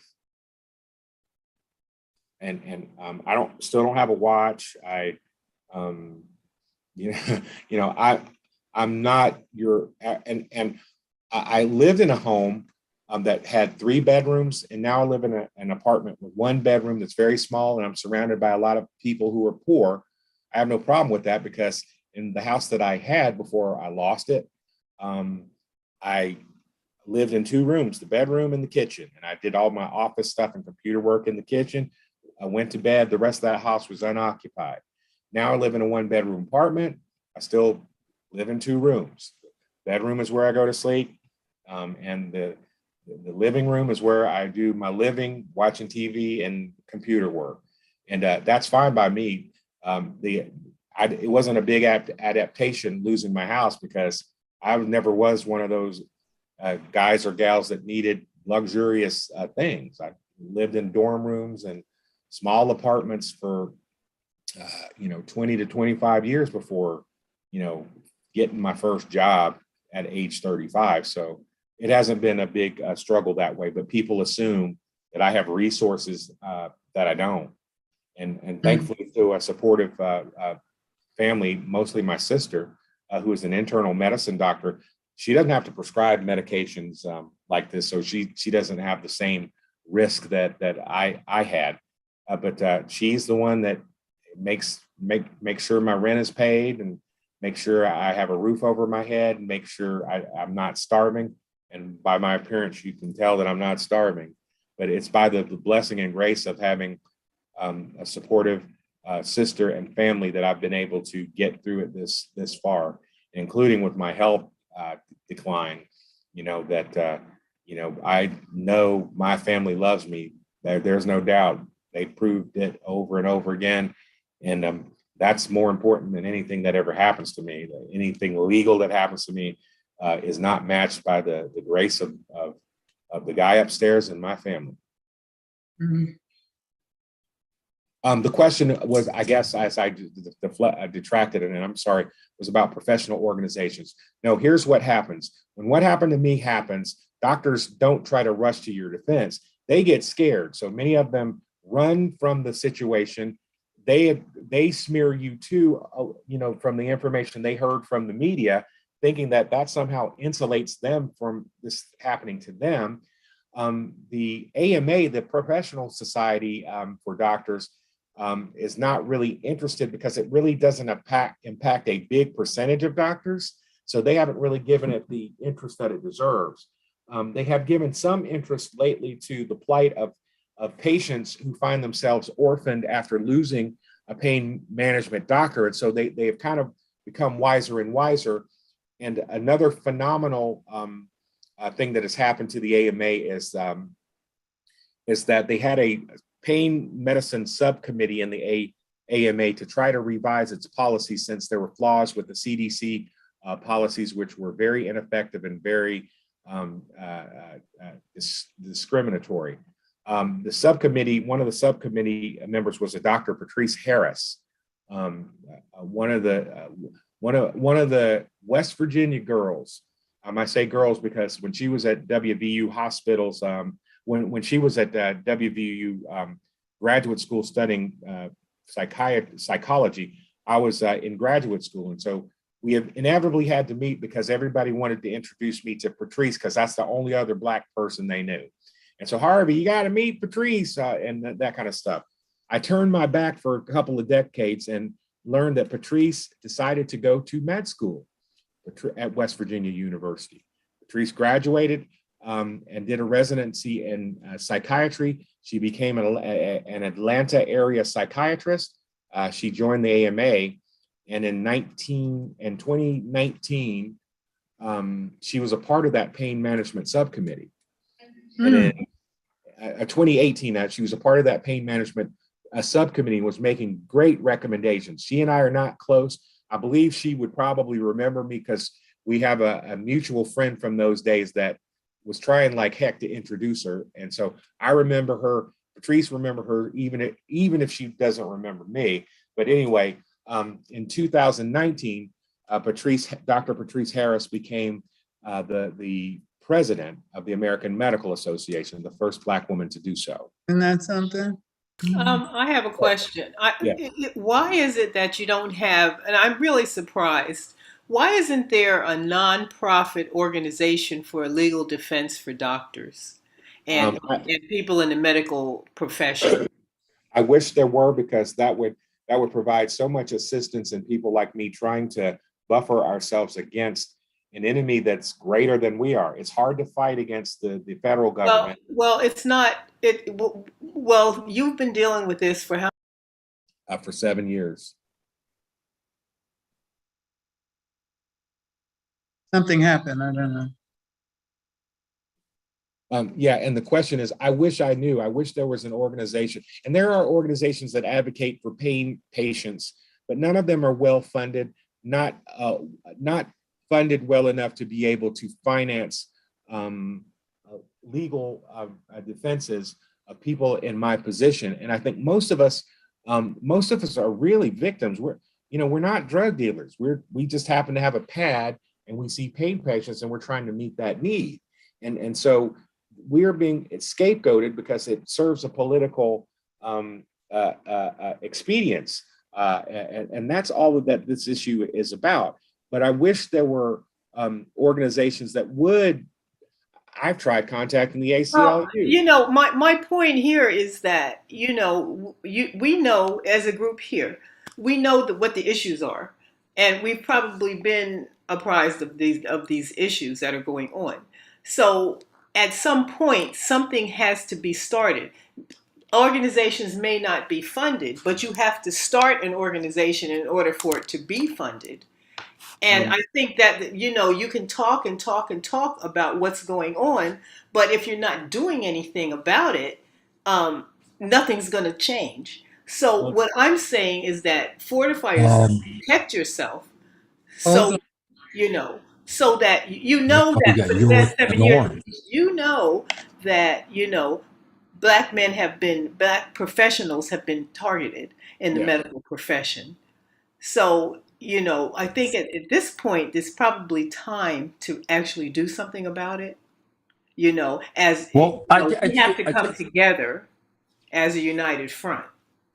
And Norm, before you, I tell you, Aisha, that's exactly. Oh no, I'm sorry, Harvey.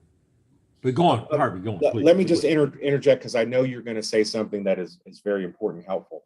There are organizations which are sympathetic and empathetic and wanting to help in ways, even ways that may not require a lot of money, like giving people ideas of what lawyers to avoid, because you're going to be exploited and not be helped, versus where you can turn to help, who to contact in Congress to let them know that this is going on, and those type of resources.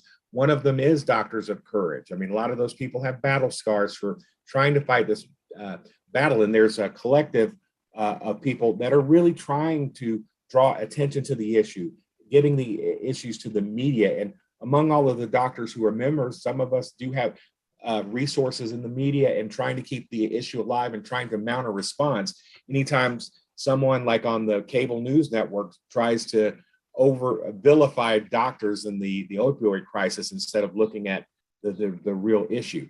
There's an organization called Physicians Against Abuse based in Florida, which is doing legal advocacy work. They have lawyers, but also to have them represent you. And I understand that they are now doing that, and they've grown pretty quickly. You have to have some money, because they don't have a lot of money for you, and they will try to help you, represent you, and win for you in court. And then there's, of course, Norm's effort within the norms. I mean, he's trying to let everybody know that who can read everything that happens in the community legally or socially, trying to show that. But again, I probably, like me, Norm may not know a couple of multimillionaires or billionaires who can say, hey, this is a cause that you can help us with, and we can help other people, and we can get the word out. And last thing, Norm, because I want to make this point before we end this, is that there's been a big change in the Supreme Court 2 weeks ago that flips all of this upside down. I don't think I'm going to get convicted. I don't think I'm even going to go to court. Right. Okay. And so that's important. I'm going to make mention. Is that things are changing, and that people are doing stuff, but I don't think there's a lot of money involved available. Norm? Let me just say this. Yeah. Okay. Let me say this, is that one, we're Christine Palin's group. I met with them and stuff. I'll give them effort, an A for effort. I mean, but I'll they have a ways to go. They did file a brief, but the one thing that we did, and funny thing, you mentioned the study that was done out of West Virginia. In fact, I wrote about that study in and how Black folk were being denied pain medication. And there's an article, there's two articles in You're Within the Norms about that, about what was done in West Virginia in tracking patients in terms of being denied access to pain medication. But most importantly, it dealt with it also addressed the area of the criminalization or the perception of Black folk and Hispanic folk when they got needed pain medication versus the white populations. And so you just off the top had mentioned that.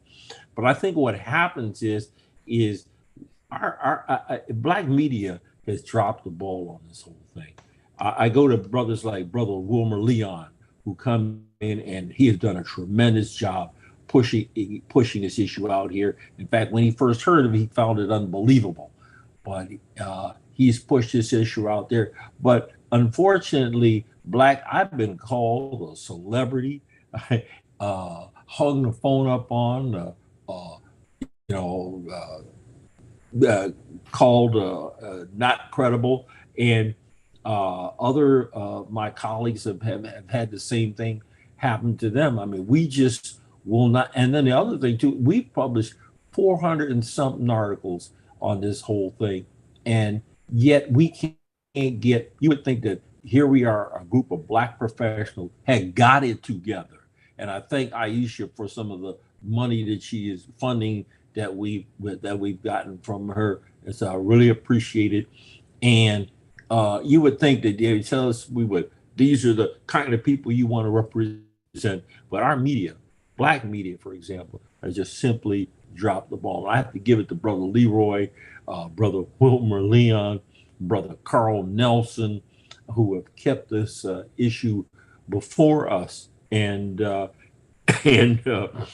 we can't get quote unquote, maybe we are mainstream media on this. But what surprised me about this whole blog, You're Within the Norms, is that I had really did this as a way of communicating with my attorney. The DEA got a hold of it, and they tried to criminalize it. But we put so much information out there that they couldn't indict me. And it turned that case. We put the videos, everything. We penetrated the deception on what was going on. And I had heard about your story maybe about 2 years ago from a guy named Neil Anand, or maybe it was 3 years ago. And we tried like heck looking for you. And nobody seemed to know where you were. Nobody, Brother Harvey. And, they told me you were a genius, brother. And I mean, it's just amazing. Then when I looked through Amazon, I saw all the books that you had written, all the different, how you just, everything you had written in your book. And I'm saying Black media needs to be ashamed of itself. I mean, that we have a brother like you in this capacity that has this type of talent and genius and stuff, and what you have to offer to the medical profession. Another brother I just met just a few, David Lewis, the same way, brother from Detroit, and stuff, the same attitude. They are targeting us and the Indian pharmacists because we're the people who have the drive, the ambition, the goal, and who refuse to be subjugated. It's what Carol Anderson describes in her video. It's called White Rage, but they've incorporated this into the Controlled Substance Act, and they're using this act to seize people's property. I mean, I've never met you before, not until today, and it's like you've read our whole mind. My mind, you read the mind of David Lewis, you've read the mind of all these doctors, and saying that they're coming in and they're using this act to subjugate us and to simply in one swoop, this woman with a high school degree comes in and voids our entire training in one swoop by calling us a drug dealer. And if that ain't Tulsa, we wrote an article, Tulsa, Tampa is Tulsa.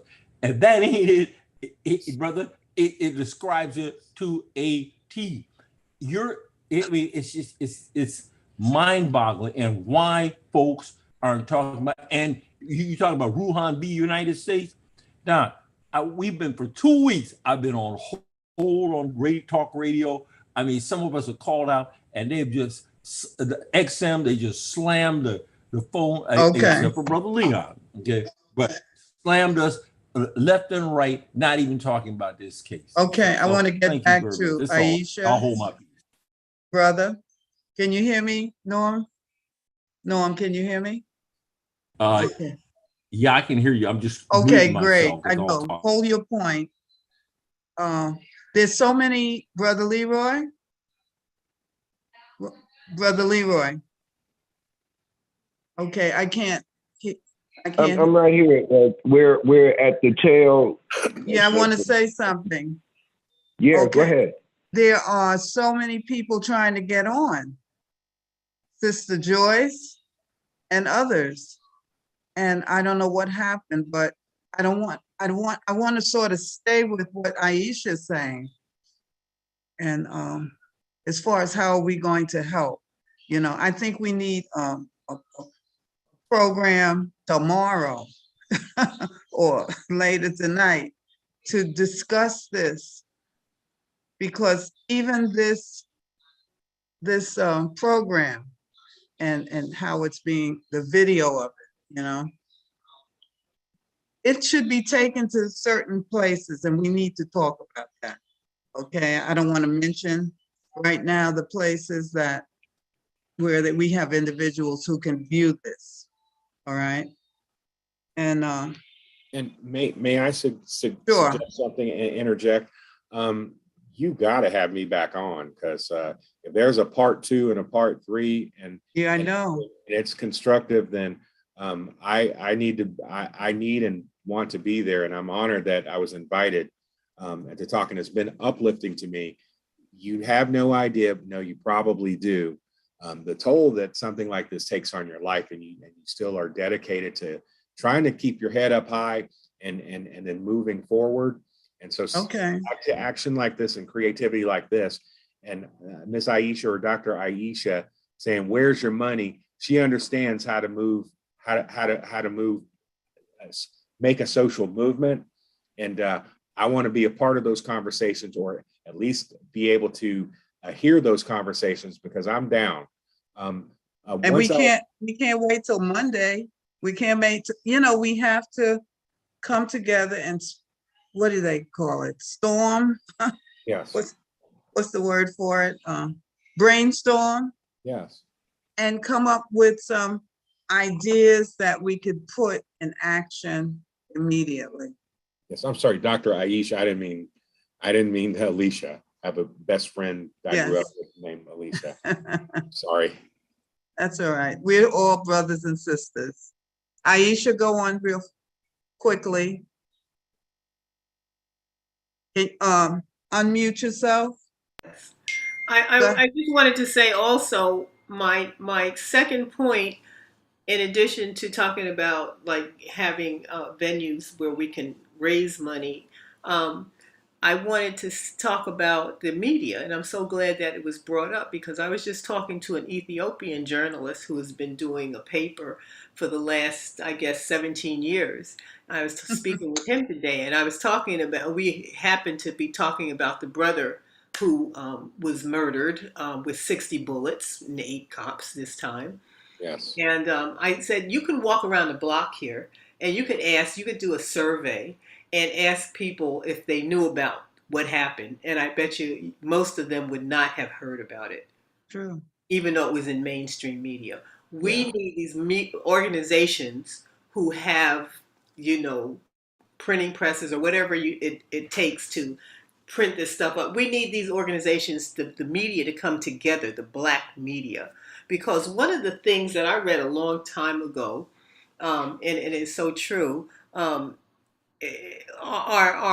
enemy, who the people that try to control what the mindset of people in this country and basically worldwide, one of their biggest weapon is the media. The single, and they say it in their protocols, the single greatest weapon against the people is the media. It's more powerful than any gun, and these organizations need to come together to create a giant press.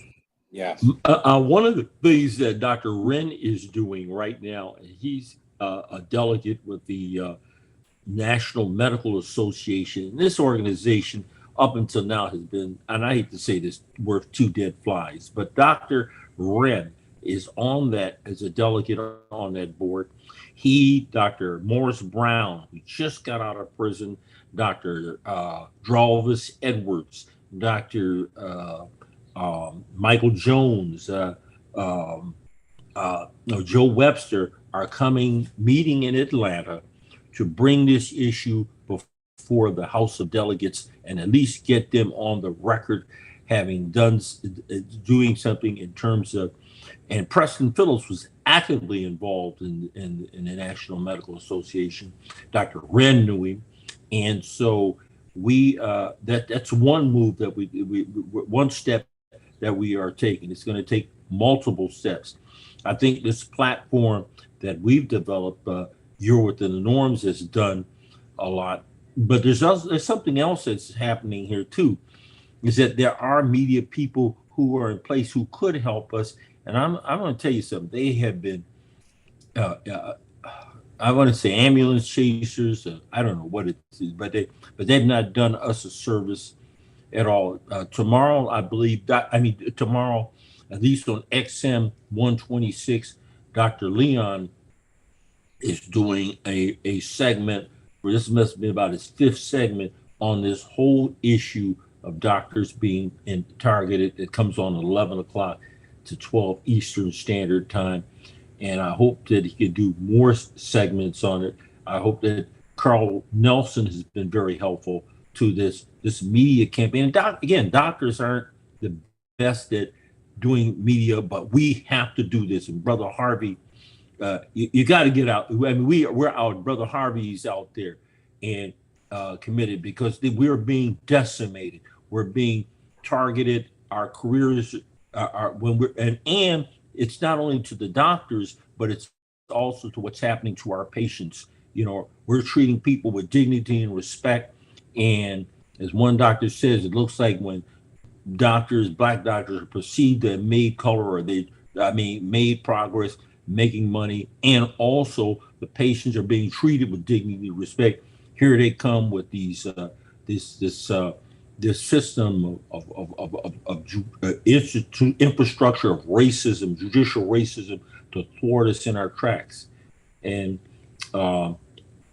again, we put this on a platform. I say we, because there's a number of us put this on a platform, and we could use that. And it's going to take a multi-force operation to keep this going, and to expose this type of deception, because you can't tell us to go down to Ukraine and help those folks when you're doing this kind of stuff here. Or better yet, I saw one where one media person is going to get Sister Griner, who needs that help, but then you got Black doctors and male and female being targeted in this way, and they run for the tall grass. And that's the thing that really is disturbing. And I'll just stop. What is in order is, this is a separate conversation, that is setting up part 2 for next week. And we'll check with Dr. Jenkins' schedule and compare with ours, and set up in time enough for everybody to be alerted. But we're at the end today for this section. This is a part 1 and part 2 and a part 3 4 and 5 coming soon. I would say part 4, well, the second interview with Dr. Jenkins will be next week. Once again, we'll decide that off the air. Okay. I want to say while we're on the air, brother, Aisha, Joyce, and Sister Betty, get back to me this evening. You know, Aisha can walk over here. I'll get back here this evening and we will put something together, because, you know, this is, we can't wait. I'm glad to hear what Norman just said about what Ren is doing down in Atlanta. We need to get some information down to Atlanta, if not get there somehow. So I'm asking those people whose names I haven't, I don't see your names. I know there are a lot of people on this line, and you know, I don't know what happened to them. But anyway, for those individuals, and I'll please touch bases with me when we get off. And then later on, Harvey, I have your number, Brother Harvey, because we really didn't have a chance to talk about your book. Dr. Harvey is going to jail, and a few other things, you know, which are incredible, incredible. Well, Aside from being a scientist, he's a creative artist. Hold tight. We're at the end. Hold tight. There's an immediate step that all of us have to commit to, and that is getting this. This is on YouTube, and hopefully it's there this evening, and you can share it with as many people as you possibly can, That's right, including notables, etc. So that's something that all of us can do to share some of this energy that we got from this story. Yeah. And amazing. Dr. Hyde, just conclude so we can conclude this evening's program. Well, we're still going to keep moving. As you say, brother, I hope that this is on YouTube or whatever it's on, so we can utilize this program and have others, we can share it with others, and we can think about those individuals who would want to hear, okay, about this, and maybe do something, give us some ideas, okay? I'm thinking of some, I don't really want to mention any names right now, but I have like 3 or 4 names of people in the media, publishers and that kind of thing. Okay, and I'm sure Betty can help us. I see she's disappeared. And Aisha, Joyce, we'll just get on the phone and I'll call you later, Doctor. So and locating the YouTube tonight or early tomorrow, you look for Dr. Harvey Jenkins. You look for Attack on Black Doctors.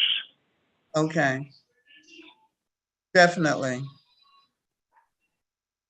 All righty, Brother Leroy, you want to sign us off? And as I said, Yes, Doctor, indeed. thank you so much.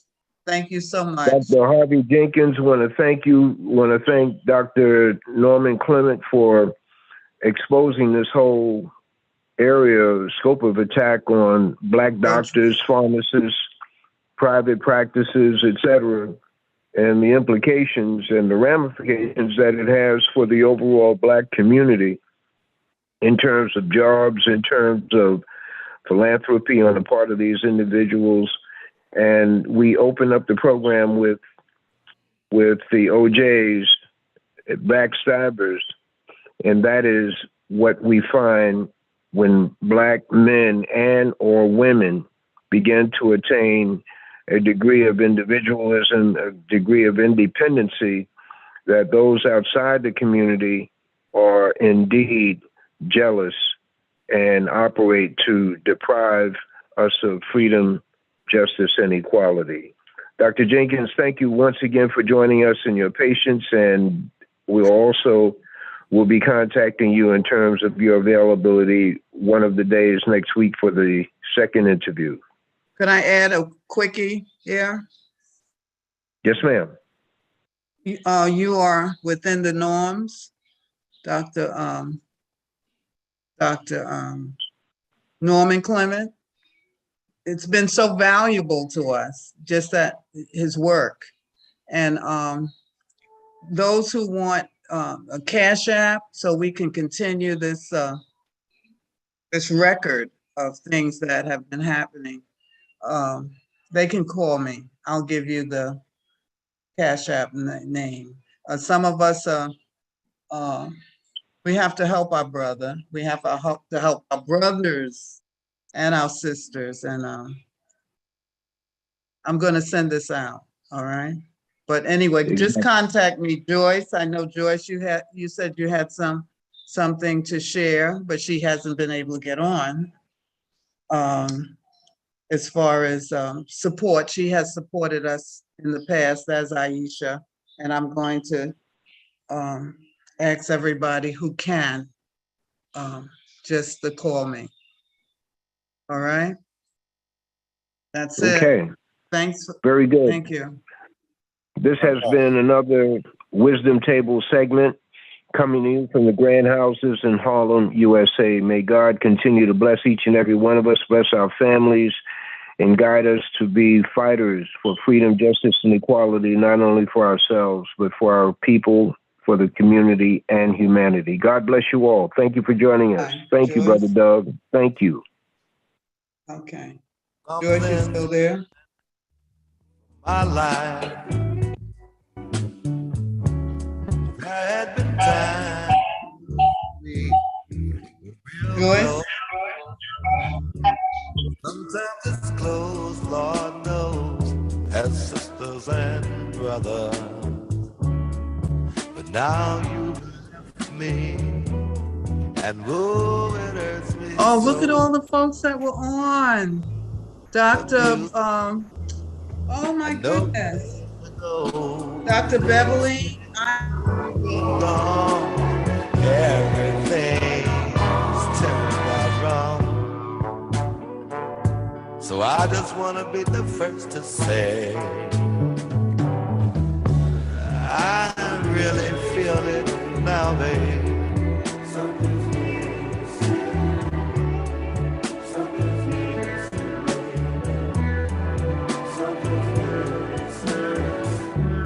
Planning and scheming, that's me.